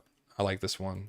Let's see. So probably this loadout, or come on, they all the same. I like the jumper's Jeep cap. What else? Like, it's like there's not one cosmetic that I can pick that is like the definitive, this is a good cosmetic that is representative of what I enjoy, right? But I like cosmetics that keep the mercenaries looking like the mercenaries, right? Those are the kinds of cosmetics I enjoy. I don't like, fucking silly, like this fucking, like the Hat of Cards, Blood Banker, like this is like the shit the spy would wear. These are the kinds of cosmetics I enjoy. I don't like the stupid, ugly, meme shit, like I just like, stuff that you would expect the guys to wear. I don't like the dumb crap. Yes. I hope that answers your question. I love you platonically. Hope you crush your foes and have a good rest of your week. Thank you. I hope you also annihilate your enemies. Is it just me, or is the Medigun tip part pink? What? If I ever had any community sparkle item, what would it be? I mean, probably like, like the fucking, where's my, I cannot type, help me God. I mean, probably like the hat with no name. This is, oh my God, that clipping is terrible. The hat with no name is probably my favorite hat in the game, and it will probably stay that way for a long time. I just like this hat. It just looks good. How do you cope with being a chud? What does chud even mean, dude? Like, what? Like, honestly, like all of these labels and shit that get tossed around, they don't fucking mean anything. Like, it's like people just throw them at each other as insults. I don't know what the fuck like. What do they represent anymore? Like, they're passed around so much like a fucking used hooker that they're all loose. They don't stick. They don't hold on to anything. They're horrible. It's like, what do you mean by chud? Show us how much anime you watched on my anime list. My anime list is horrifically incomplete because I cannot remember all of the series that I've watched. Like like my MAL is public and people can go see it, but it's like maybe 60% of everything that I've watched is on there because I cannot remember all of the series that I've seen. Because I've been watching anime since I was like 8 years old, and I know I've seen way more than what I can recall. So, yeah. 2 questions. Have I seen the new Bionicle shit Lego's doing later this month? And 2, are there any custom maps in TF2 you'd rather play over ones in casual? There are so many custom maps I'd rather play than all the shit they've been adding in casual. Like, there's one made by Zythe called Shorelight, which I think is very good. And I'm sure there's a lot of others, but there's so many terrible maps they've added over the years that are just awful. Most overrated anime is pretty much anything in the big 3 right now. Fucking people love to suck the cock of My Hero Academia, and it's so bad. It's so bad. Oh my god. Oh, it's awful. I fucking hate it. There are more options to pick from, but let's see. What, like, Naruto sucks. One Piece is just, I can't even touch One Piece. It's so big. Oh my god. There's just too much. There's too much shit to keep track of. Yeah. Oh no, yeah, I've seen the Legos that that they're doing for Bionicle. They look kind of weird. It's nice. It's like a nice homage to what the sets used to be, but I don't know. It's like you can't recapture what Bionicle was, man. Just let it die. Let it just exist in the past as this nice thing we can remember. Please stop trying to revive once popular IPs and then fucking butchering them for a buck. Fuck off. I hate it. Bocchi the Rock, gonna be watching it. It's on the list. Chinese girl cartoon. Oh my god, dude. Oh, dude, fucking Code Lyoko, dude. I remember that shit. That was wild. That was like, I was watching that shit when I was a kid. That was fucking awesome. I love that show. That was cool. I like that one. I remember that. Can you put that on my anime list? I don't know if you can. I remember that show vividly. That was so cool when I was younger. Any favorite nostalgic cartoons? Yeah, like, shit, man. Like, back when cartoons could be, like, a little bit edgy. So, like Grim Adventures of Billy and Mandy was... I loved that show as a kid, man. So, like, Grim Adventures of Billy and Mandy, Angry Beavers, God, what else? You know, like other classic Looney Tunes, like Tom and Jerry and Wile E. Coyote and Daffy Duck and Bugs Bunny. I watched a lot of the older cartoons when I was really young, and but like the best ones I remember watching are like Grim Adventures of Billy and Mandy, and I love that show. Remember Camp Lazlo? They had a fucking elephant named Raj with a very thick Indian accent. You can't get away with shit like that anymore. Like that was funny. Those old, like that era of Cartoon Network was like, and dude, Courage the Cowardly fucking Dog was another one I loved as a kid. Yeah, older I watched I remember the first fucking episode of SpongeBob when it aired, dude, when I was a kid. I remember that shit. I love that. I was an edgelord kid. I don't even know. I wasn't really edgy. I was like, I was a product of my time in the late 90s and early 2000s. Like, what we were doing was normal, right? But now everything is so pacified and homogenized and shit. Like, all the shit that we were normally doing back in like 2004, Megas XLR, man, that was another one I watched as a kid too. I didn't like it a lot, but I remember it. But yeah, like cartoons now are so heavily pacified and just bleh, and there's no substance, you know, like, but that, like, again, I was a product of my time back then where like that was the norm and that's what we watched and that was entertaining. What is tough? Okay, so tough is just volcanic ash that is solidified into rock. That's all volcanic tough is. What else? MILFs or women. I prefer women closer to my age. Like I don't mind if a woman's older than me, you know, but like if it's more than 5 years, then it's kind of like it's a little. It's not like I'm 28, right? Like 33, fine, but like more than that, it's like you're kind of. It's a little bit too big of an age gap, I think, right? Like it matters less. The age gaps matter less the older you get. Like the difference between a 25-year-old and a 30-year-old is huge, but the difference between a 45-year-old and a 50-year-old is basically non-existent, right? So, and I'm kind of like in the in-between era where like I don't mind older women. I would absolutely consider an older woman, but not a MILF, right? But then you can have a younger person that's a MILF too. You can have a 30-year-old that's a MILF. You can have a 25-year-old that's technically a MILF, right? Because they can be a mother, right? So your definition of MILF is someone who is older and is also a mother. So you have to abide by that definition. 35 plus, no. Like that's too old for me. Like I'll take them 35 plus when I'm 35 plus. That's just me.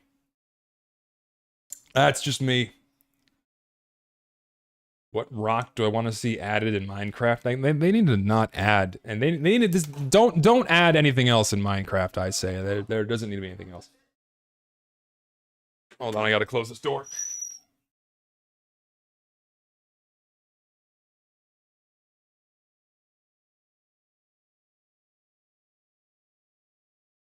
Sorry about that. How many Bionicle sets have I had broken because they're faulty design? So there was only that one of you remember the lime green pieces in 2007 for the Toa Mari, especially Holly.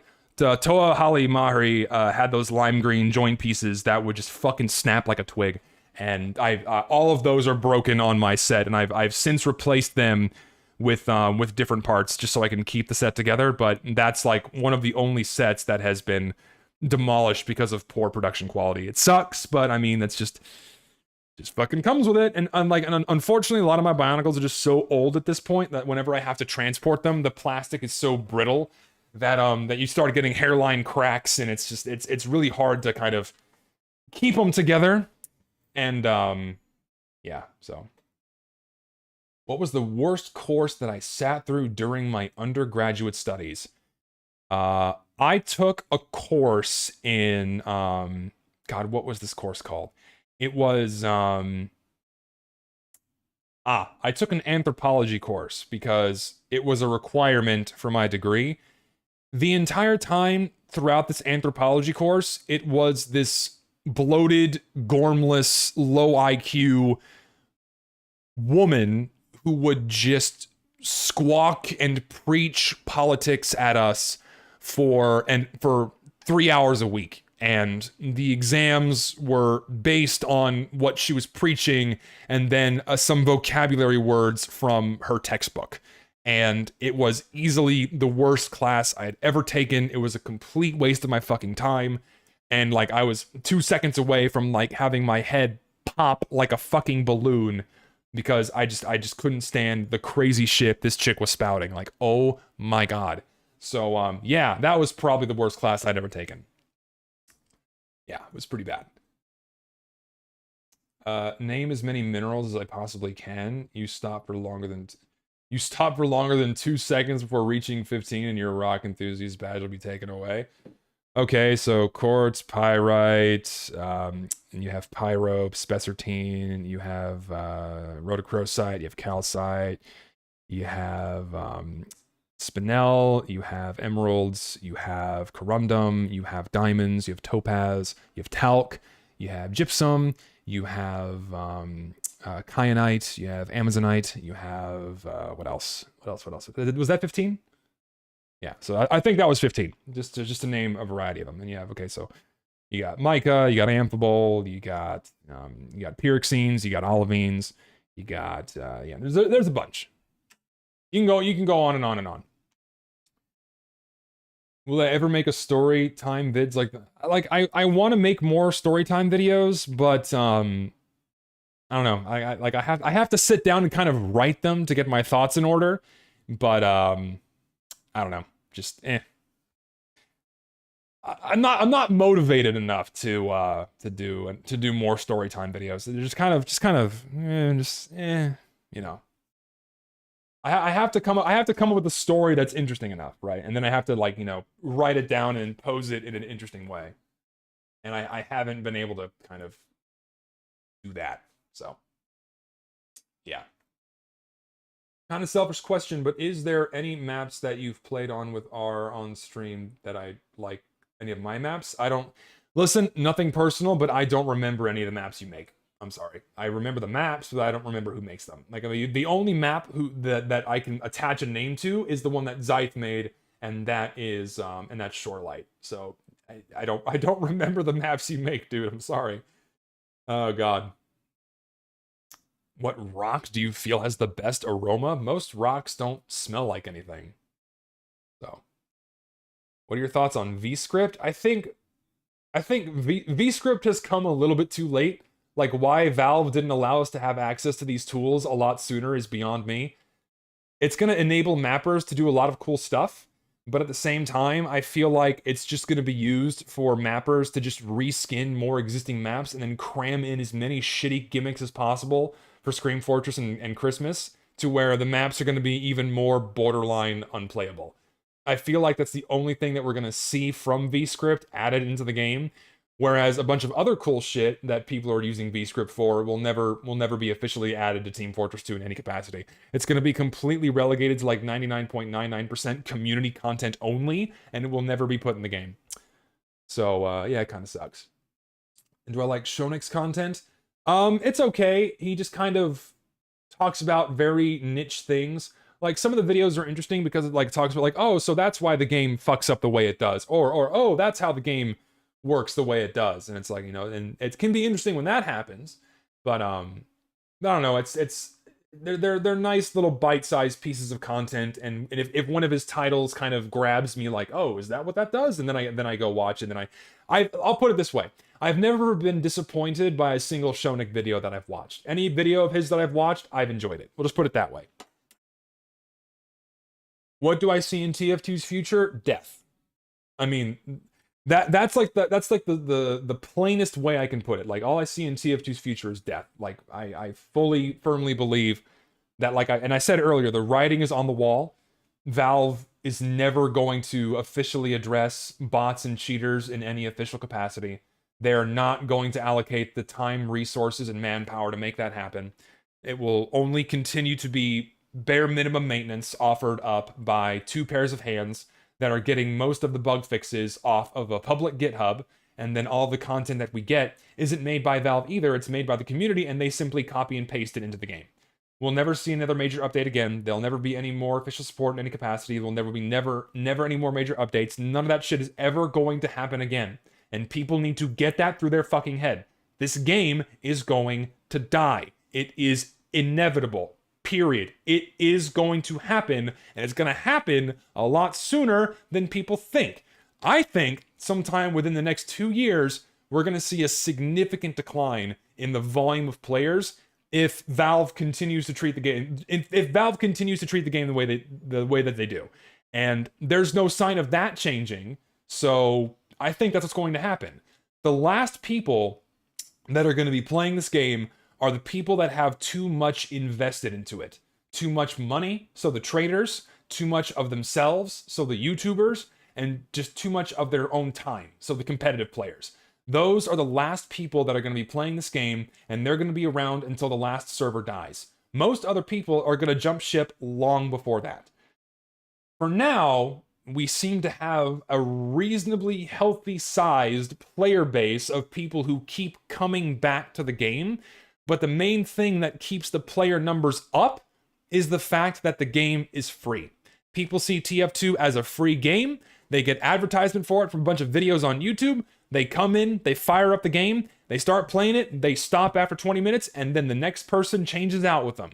That's why the player numbers are high. Most of the people playing TF2 right now are not long haulers. Maybe 25%. This is fully conjecture, full guesswork here. I'm assuming 25 to 50% of the people who are playing TF2 right now have more than like 500 hours in the game. Maybe more than 100 hours. Who have invested and have been playing this game for multiple years. Maybe half the people playing the game right now. The other half of the people playing the game right now are people that are not going to play this game for more than 10 hours and then drop it and then move on to something else, right? Because that's how most people play games. Most people play games by just coming in, playing a little bit, and then moving on to something else, right? The whales who stick around, like myself, the whales who stick around and spend a lot of themselves, either their own time, their own person, or their own money, right? Those make up a significant minority of every multiplayer online game that is designed with the forever game mentality in mind, the game that you're meant to come back to and keep playing over and over and over again, because they dangle a bunch of shiny keys in your face, either new hats or new content or you know, pseudo gambling, whatever it is they throw at you to keep you coming back. Yeah, that's a good quote. 80% of your traffic comes from 20% of your customers, and that is the exact same thing for Team Fortress 2.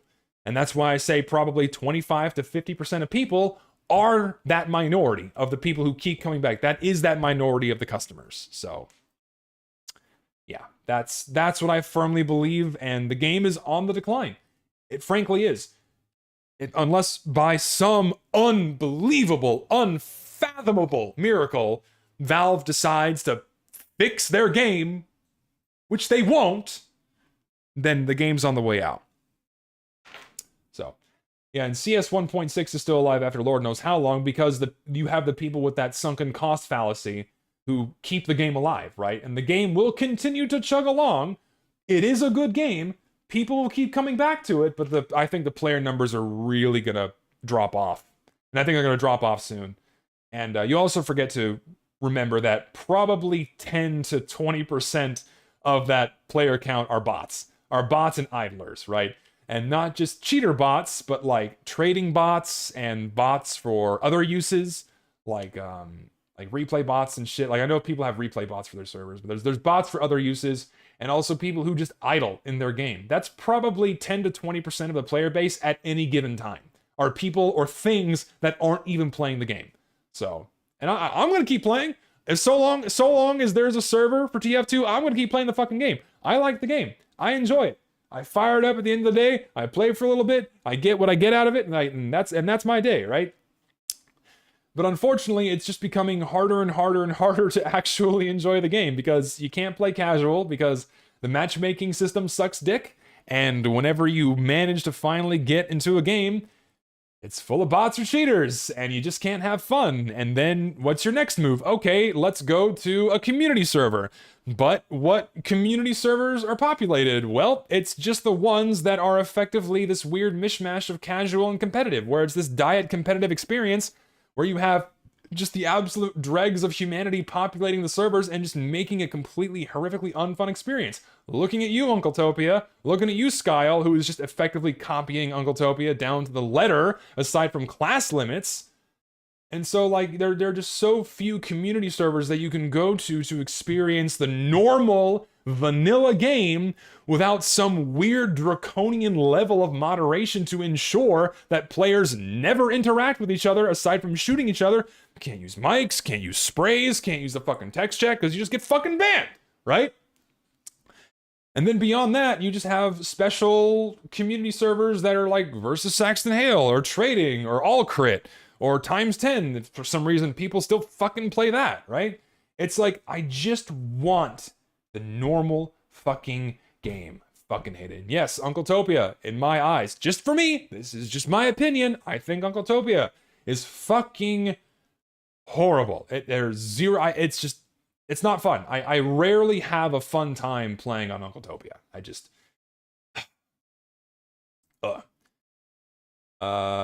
No, yeah, I think the way YouTube works is as soon as the stream is done, the VOD is archived on YouTube. If it isn't, I'll find out a way to make it work. Yeah, okay, so I don't like why'd that get removed? Weird. I saw TF2 Classic and Open Fortress for a moment, but I don't like either of those, because those really aren't TF2. Team Fortress 2 Classic is effectively a wacky custom weapon server at this point, and Open Fortress is not TF2. It's a different game entirely, and I don't enjoy it for that reason. So yeah. What's your name on? It's Zesty Jesus with 2 S's at the end is what it is. Uncletopia is a pretty fun experience without cheaters and without random melee hits, but you're completely right about the presence of comp lord. Dude, the fucking that's like I can live without random crits. I can live without cheaters. That's like the upsides to it, I guess, right? But just the fucking sweat that populates those servers, man. Those are the sunken cost people, right? The people who've just pumped in so much fucking time into the game, and they just make it so awful to play on the same servers with them. It's just not an enjoyable experience. It forces you to go so far out of your way than what you would normally do to enjoy the game that the game becomes unfun. And I fucking hate it for that reason. I firmly believe, and will stand by it, that those competitive players at that level kill the fun in the game, and they should just, and then let them stay in Uncletopia and stay out of the other servers I populate, because just fuck off, stay in there. Good God. What ruined TF2 YouTube? It's just there's nothing left to talk about. There's nothing left to talk about. Like all the videos have been made. People like, look at this, right? Let me just give you an example, all right? This is something I noticed. So, all right, because like I've been watching fucking videos for a long time, man, and like you hate to see it. You hate to see it, right? Fucking this fucking guy has been making videos for a long time, and he went away for a year. I don't know why he stopped making TF2 videos. I'm not sure, but this fucking Pyro Joe guy has been making videos for as long as I can remember, right? What's ruining TF2 is that there's fucking nothing left to talk about. There's nothing left to talk about. There's nothing new to discuss. And they just keep recycling the same shit over and over and over again, and no one gives a fuck except new players. Because for all of us long haulers, that 25 to 50%, we don't care. We've seen it all, right? And this I saw yesterday. There is nothing sadder in my eyes. There's nothing more sad in my eyes than to see someone leave TF2 YouTube, and he was editing for other channels. Like, great, good. You know, you're getting paid, doing something you like doing, fan-fucking-tastic, great for him. But what does he do? He comes crawling back. He comes crawling back to fucking TF2 after a year. And what is the first thing he fucking does? He makes a video that has been made 10 times already, including himself. He's made the same fucking video that has been made 10 goddamn times. That provides nothing new. No new substance. Nothing interesting to stick in your brain. An endless spew of mindless drivel that is unimportant. It is a time waster. With in tandem, minimal editing that is just not fun to watch. And it is just sad to see that he comes back, does this, and no one gives a fuck. No one gives a flying fuck about this guy coming back. Because what does he do? He falls right back into his same fucking lane and was apparently inspired by the new wave of TF2 YouTubers. My God, talk about the worst source of inspiration, because they're all doing the exact same shit. TF2 now is boiled down into people copycatting each other ad nauseum. People talking about the same fucking weapons. People talking about the same fucking balancing issues. Talking about and doing the same goofy, wacky shit. And they're all making up for it with these overly edited, complete clusterfucks of visuals for their videos to make up for a lack of interesting content. And all of these guys are doing the same fucking thing. And challenge videos. For some fucking reason, because one challenge video did well, now everyone's doing fucking challenge videos. Oh, I got 1,000 kills with this. I got 500 kills with this. I did this doing only this. It's so fucking abysmally boring. It is awful. That's where we are.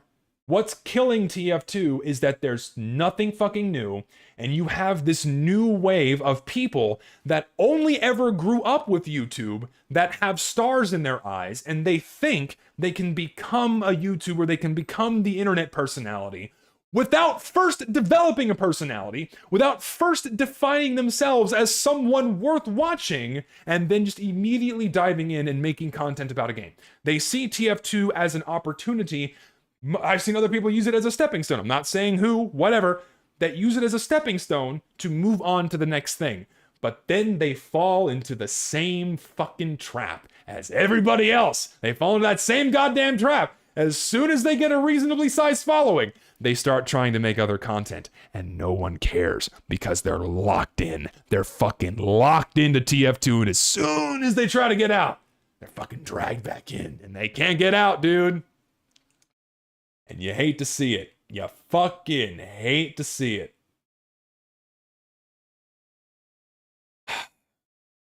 I just think it's a shame, man. You leave for a year, you come back, you make a fucking video, and no one gives a shit. Like, look at his view counts, man.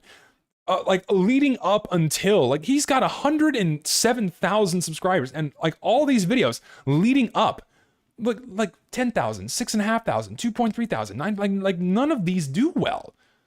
None of these do well. Like he's only known for, I think, like these epic trading videos that happened years ago.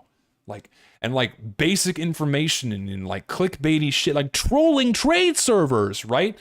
That's all he's ever gonna be known for. And he just has to keep up with it, and no one cares. It's just, oh, you hate to see it. You hate to see it. He had the opportunity to better his skills with editing for other people, and then, man, maybe he could come back and try doing something else. But he just gets right back into TF2. God, why did you do that to yourself? And look at that. No one gives a shit. Ugh. No one cares.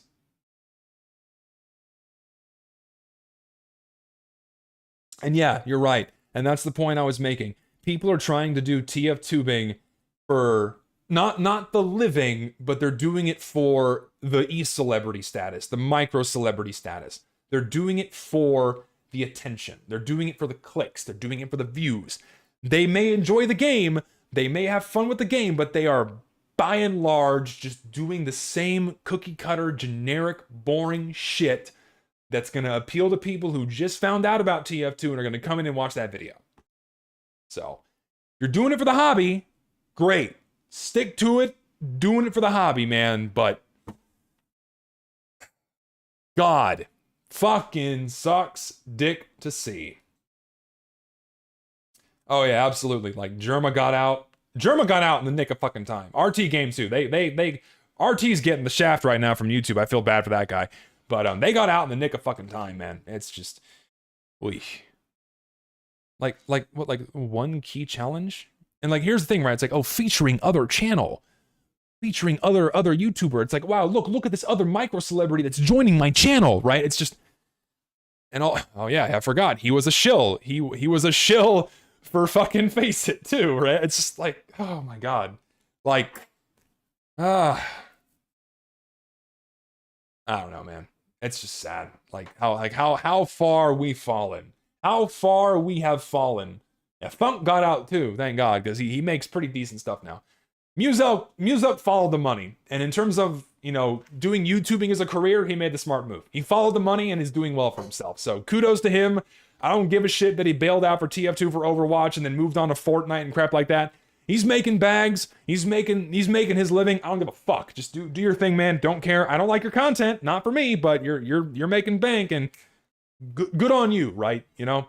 And I can always appreciate Muselk because he was someone that actually enjoyed the game. He was someone that actually enjoyed the game. He played it for a long time. He sunk a lot of himself into it, but he also got out, right? He also got out. I view him and Germa on that similar level for that reason, right? They loved the game, they put a lot of themselves in the game, and they genuinely enjoyed it. But Germa kind of went down one path where he was really being himself and realized that doing what he's doing for fun was what kept him going. And then Muselk kind of just followed the money, right? I'm not dogging him for doing that because, again, he's doing well for himself. But that's where they deviate from each other. But they both left, not gracefully, but they both left, you know, we'll say peacefully, because yeah, Star left angrily. Star left he kind of left in a bitch baby way. So I don't know. Yeah. And yeah, I know he's made some videos about TF2 since he left. What is YouTube recommending me? My own stream apparently. And Sydney Watson, very fun channel by the way. I like her videos. So yeah, if just to wrap up that argument, what's killing TF2 content is just, it's the lack of shit to talk about. It's people chasing the YouTuber dream to be the next big guy, the next big thing, without like defining themselves first, right? They fail to realize one thing. They fail to realize one thing, and I learned this very early on. No one gives a fuck about you. No one gives a shit about you in the TF2 sphere. You know what they care about? You know what they fucking care about? They care about one thing. TF2. That's all they care about. The only reason why they're watching your content is because it's TF2 related. They don't give a fuck about you. They don't care about your feelings. They don't care about anything about your own person. They only care about fucking TF2. It's the only reason why people still watch these videos, man. And they think that views reflect interest in their person. And they don't. And it gets to their head. Like, for example, like, hold on, like fucking this, right? Like, hold on, where is this? Like, what is this? I have to I have to go to the channel because I don't want to give this a view. Like, fucking this, man. It is the video fillet, like the joke in this video is, hi, I'm YouTuber, please subscribe to me. That's how far we've fallen. That's the level of content that we get now. This is what they think is entertaining. And to me, it's just sad. Like, that's how little there is. And that lets you know the focus of these guys. They care about the e-celeb status. They care about the follower status. They don't care about making good quality content for the game. They don't care about the game. Well, I'm sure they care about the game, but they don't care about making content about the game. They care about themselves first. Just ugh. Ugh. Well, I gotta fucking hide this bot. Get that out of here. I don't know. Again, you hate to see it. You really do. And then, of course, there will always be, and yes, I'm not disregarding people. You know, there will always be the small group of people, who will come and show up for the person themselves. But that makes up like 1%. That makes up like 1% of the people that watch you, especially if you're a TF2 video, a TF2tuber, whatever. So, the video is cringe, even if the video is ironic. But like, it's not even ironic at that point. It's like, look at me, I'm the YouTuber, please subscribe. It's like, even if you're doing it out of irony, it's still the same shit. It's still a video filleting themselves for 8 minutes, right? Look at me, I'm the tuber, but I'm doing it ironically, so it's okay. It's just, that's the young person problem. Again, where they grew up thinking that this is the future they can have. It's just, again, it rubs me the wrong way, and you hate to see it.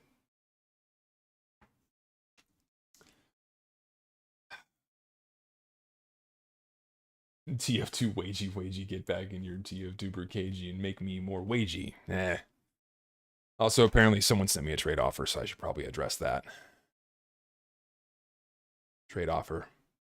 Monkey. Traded up to this? It's a battle-scarred Jazzy. You want me to have it? Cool, sure, why not? Sure. I'll take a battle-scarred Jazzy. Why not? Thanks, man. Much appreciated. We can take a quick look at it, I guess. What do we got here? Battle-scarred Jazzy. I'm not the biggest fan of this one. It probably looks better when it's beat up. Maybe not. What would you even use this on?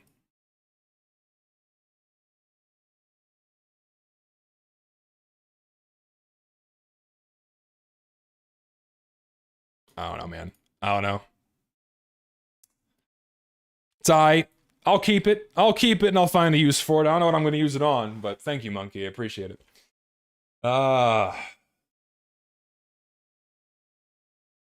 Do you hate the trend of memes being remade shittily in Source Filmmaker? Yeah, because it's like, it's that low-hanging fruit that people can, you know, that they can grab at, and then it just, you know, I'm not a fan of it. It's not for me. I'll say that much. It's not for me. Did any of my students find my YouTube? Thankfully not. Your Steam profile picture is a funny looking cat. Yeah, someone made like a meme of my character. It's from a game, I think, and so I put that on there.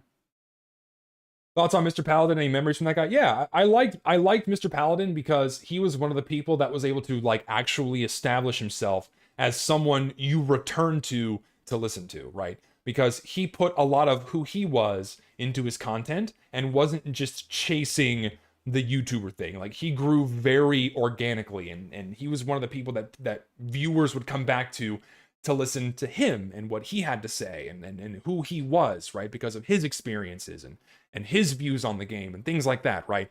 He was a very nice voice to have in the TF2 sphere when he was present, right? He was well established again as himself, right? He wasn't making content chasing that tuber dream and with the clickbait and the memes and stupid shit. He was just himself, right? And that's what makes a person special on YouTube, is when they're just themselves. Last I heard about Mr. Paladin is that he left YouTube and now he's off living his life. And I'm like, hey man, you know what? You got a kid, you got your family, you're off doing your thing, man. You know, it's like, fuck yeah, man, do your thing. That's fucking great. I hope he's doing well. I hope he's doing great. But last I heard, he stopped doing YouTube. So good on him, man. And yeah, and when I was watching his videos back in the day, I enjoyed his videos. I think he's great. I loved his content. It was a very nice thing to have kind of like in the background, listening to him, you know, and he would often, you know, he would weigh his opinions, and, you know, he was a good guy. He like, when you listen to him, you know, he's a good guy, right? That's, and again, you put enough of yourself in your own content and make things that are genuinely you and that are genuinely what you think and your ideas and your own original things. Originality goes a long way, right? Originality goes a very long way, and it'll keep you going, and it will keep people interested in what you make, I think, right? People will not remember the shitty clickbait generic shit that is specifically made for clicks and views, right? So I don't think I've ever watched Sam Wiz content. I think he briefly reached out to me on Twitter, but then I stopped using Twitter because I don't want to fucking touch Twitter anymore. I fucking hate it. I have someone else who tweets for me. Like, if I want to upload something to Twitter or have someone retweet a commission I get, I have someone else do it for me, just so I don't have to fucking look at it. So just, yeah, that's how I treat YouTube now, is someone else does it for me. So just thank you for my social media middleman, because I fucking, ugh. And the amount of time I save by not looking at Twitter is just, so good. So good. I think I had a fucking text message. This. Did I get another trade offer? I think my Steam mobile app like caught up. Oh no, there's another one. I was offered an airstrike Strange of Fire. Thank you. I will gladly take the airstrike Strange of Fire. Thank you, sir. I like Toofty was a big inspiration for me when I started doing more of my videos too. He he would do his his versus videos, like he did the sticky bomb launcher versus the quickie bomb launcher. I'm like, man, that's a way that I could like apply the analytical side of my brain to TF2 weapons. I'm like, oh man, that's gotta be so much fucking fun to make. And so I did like minigun versus Tomislav and Jag versus Wrench, and it was really fun kind of coming up with the way to perform those experiments that still used the skeleton that was set up by Toofty, right? And like keeping track of certain stats and points that you earn during the rounds, right? It's a very small sample size from one person's style of play, but it still gives like an interesting, you know, like loose result on how certain weapons perform relative to others, right? And naturally things are going to change from person to person, but it gives like a very general conclusion. And I don't know, like those videos that he made, which then inspired me to do mine, those were very fun to make. Again, because it's fun coming up with that process in your head. Is like, okay, how am I going to test this? And what maps am I going to play on? What's the loadout going to be? How objective is this going to be? Like, how objective can I make it? You know, like how can I remove as many, you know, biases as possible, right? Which then inevitably leak back in because it's just one player playing as yourself, and you're limited by your experiences and how you play. And I don't know, it ignited a lot of interesting thought in my head, and I really, really enjoyed making those videos. And Toofty inspired me to do those, and I really, really love doing that. I kind of wish I stuck to that, instead of kind of getting more into the opinion side of things, because it created a lot of undue stress, and it's my own fault for being stressed out about it. I know I shouldn't stress out about these things, but yeah, and Tufty's very good, and I like how he often provides very level-headed. Where'd that go? Oh, the TF coordinator's down. Is there an update? Oh wait, is it Tuesday? It's Tuesday. It's server maintenance, baby. All right, so server maintenance. So everything's fucking dying. How do I shave? I have an electric razor. I trim it, and I just kind of clean up the lines a little bit. Nothing special. Dragon's Fury is my personal favorite. Made me use the weapon more. Now it's a staple in my loadouts. Dude, I love the Dragon's Fury. It makes Pyro so much fucking fun. I honestly can't use any other primary at this point. I sometimes go back to stock, but I pretty much always use the Dragon's Fury at this point. Coyote, hello. Yeah, it is great that he's that they're doing their own thing now. It's nice to see. I'm very happy about that. Shave cream or hot water? Oh, I have to use shaving cream. I admittedly have very sensitive skin. I have to use shaving cream. Like I have to use a variety of skincare products, because if I don't, my skin gets very irritated. I'm very much prone to acne, despite me being 28 years old. My hair and my skin generate a lot of oil because my skin's always very dry. So I have to use a lot of moisturizers to prevent my skin from creating too much oil, which then, as a result, makes me break out in acne. So I have to use special. I use shampoo that takes care of my hair. I have different facial products that I use, and as a result, I have to use like shaving cream with aloe vera to make sure that I don't get a bunch of fucking zits on my face. So, and what I works for me. What I use works for me. So, yeah. Let's see. Cold showers in the summer and then hot showers in the winter. So. Oh, dude, I fucking I would kill for a strange Dragon's Fury at this point, man. I really want one, but Valve's never gonna add it because that would require them to do extra work and not just plug and chug whatever else someone made for them. Yeah. Still getting used to the Dragon's Fury. It takes a lot of getting used to, right? Because you still have to treat it a little bit like a projectile. So, yeah. How is this stream going on here? No, the stream, like, once we got over a couple of hiccups, making sure everything needed to look the way it did, stream's going good.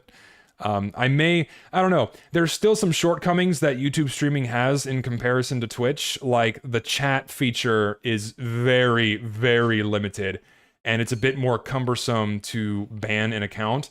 Like, you never get bots on Twitch anymore. But I've been dealing with some like stupid fake spam bots and what have you, whatever else. So, but beyond that, it's not bad, and it seems like I'm able to reach a wider chunk of my audience this way. So I may stick to it. I'm not sure.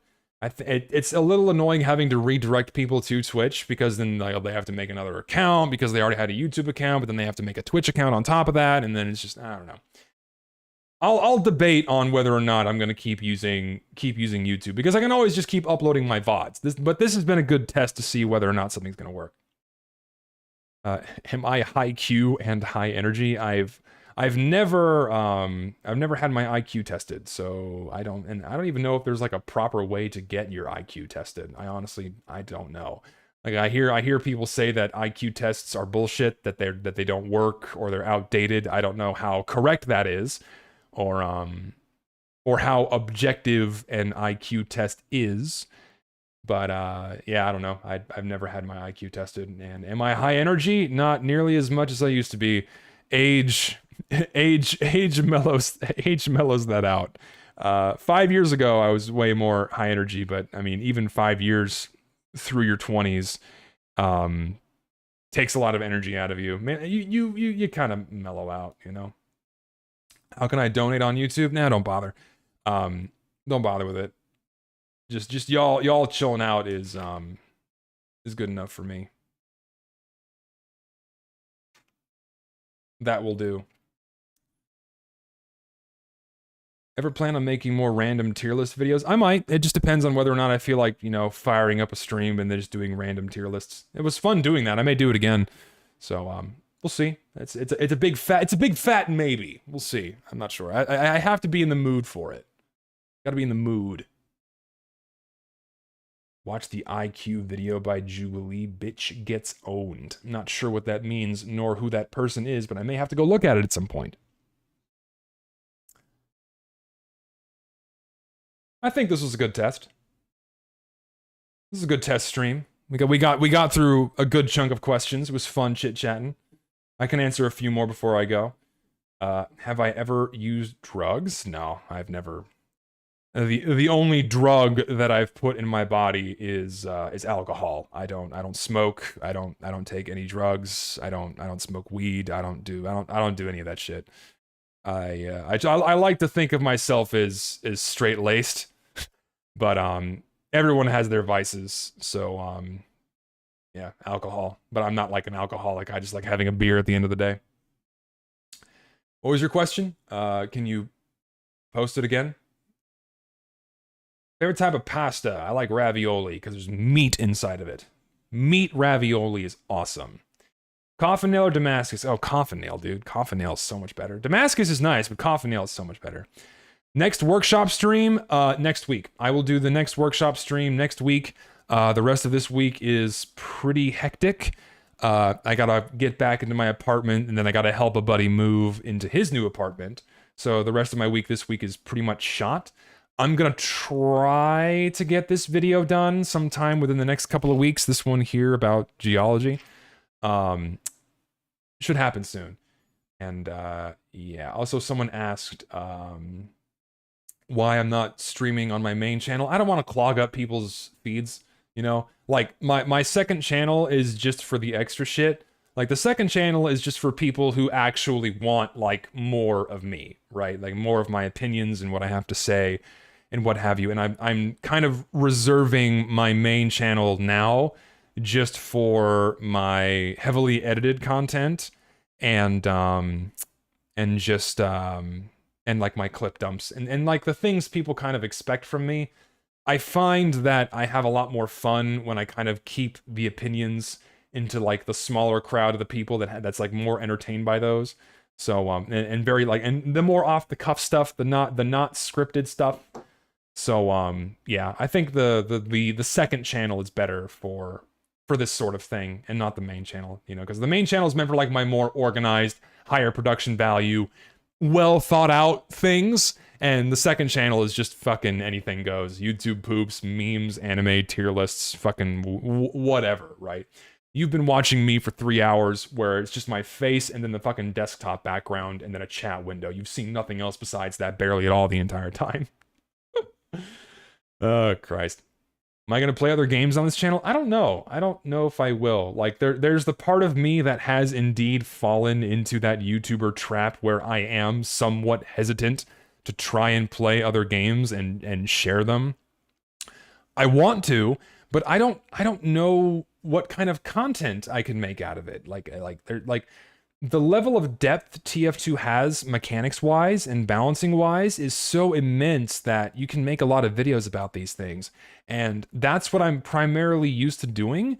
And if I pick up another game, it would take me a lot of time to get into a position where I'm familiar enough with it to be confident and comfortable making the same types of videos, you know? So I don't know. I'm certainly not a video game reviewer. I wouldn't feel comfortable making a video like that, so I'm not sure. I would like to make videos about other games, but I don't know how I would approach it. I think that's my biggest thing. I don't know what I would do. I can figure it out, but it'll probably take me some time. I'm not sure. Is there an anime pic in the geology folder? Why is there's no anime in there? I'm not gonna open the folder. You want me to, but I'm not going to. I'm not spoiling anything, you fucker. You almost got me. You almost got me. Do I like Borderlands games? Yeah, I like Borderlands 2 is very fun. I enjoyed that one. First one's okay, but the second one's the best. Like, objectively, the first one is the best. Bionicle collection stream. What would that consist of? Just me showing you all of my toys? Me, a 28-year-old man, showing you all my fucking toys for an indefinite period of time. Oh, Lord. You'll do way better than all the other tubers with variety content because you actually have passion and personality that goes outside the cage of a game. I don't know, man. I feel like most of the people still watch me, and I know this. Most people watch me simply because I make TF2 videos, right? The ones that are here right now and the ones who are still watching me yak at a camera, those are the people that are more interested in like my own person, I guess. So, yeah. I don't know. I'm kind of gassed out. I'm tired now. That was a fairly satisfactory stream. A gift to gift others. Complain later. Make TF2 great again. Sure, why not? I will give the Secret Saxton out next time I play the game. Cool. Cool. How many good boy points have I spent to get my Bionicle collection? Oh, dude, I kissed ass when I was a kid.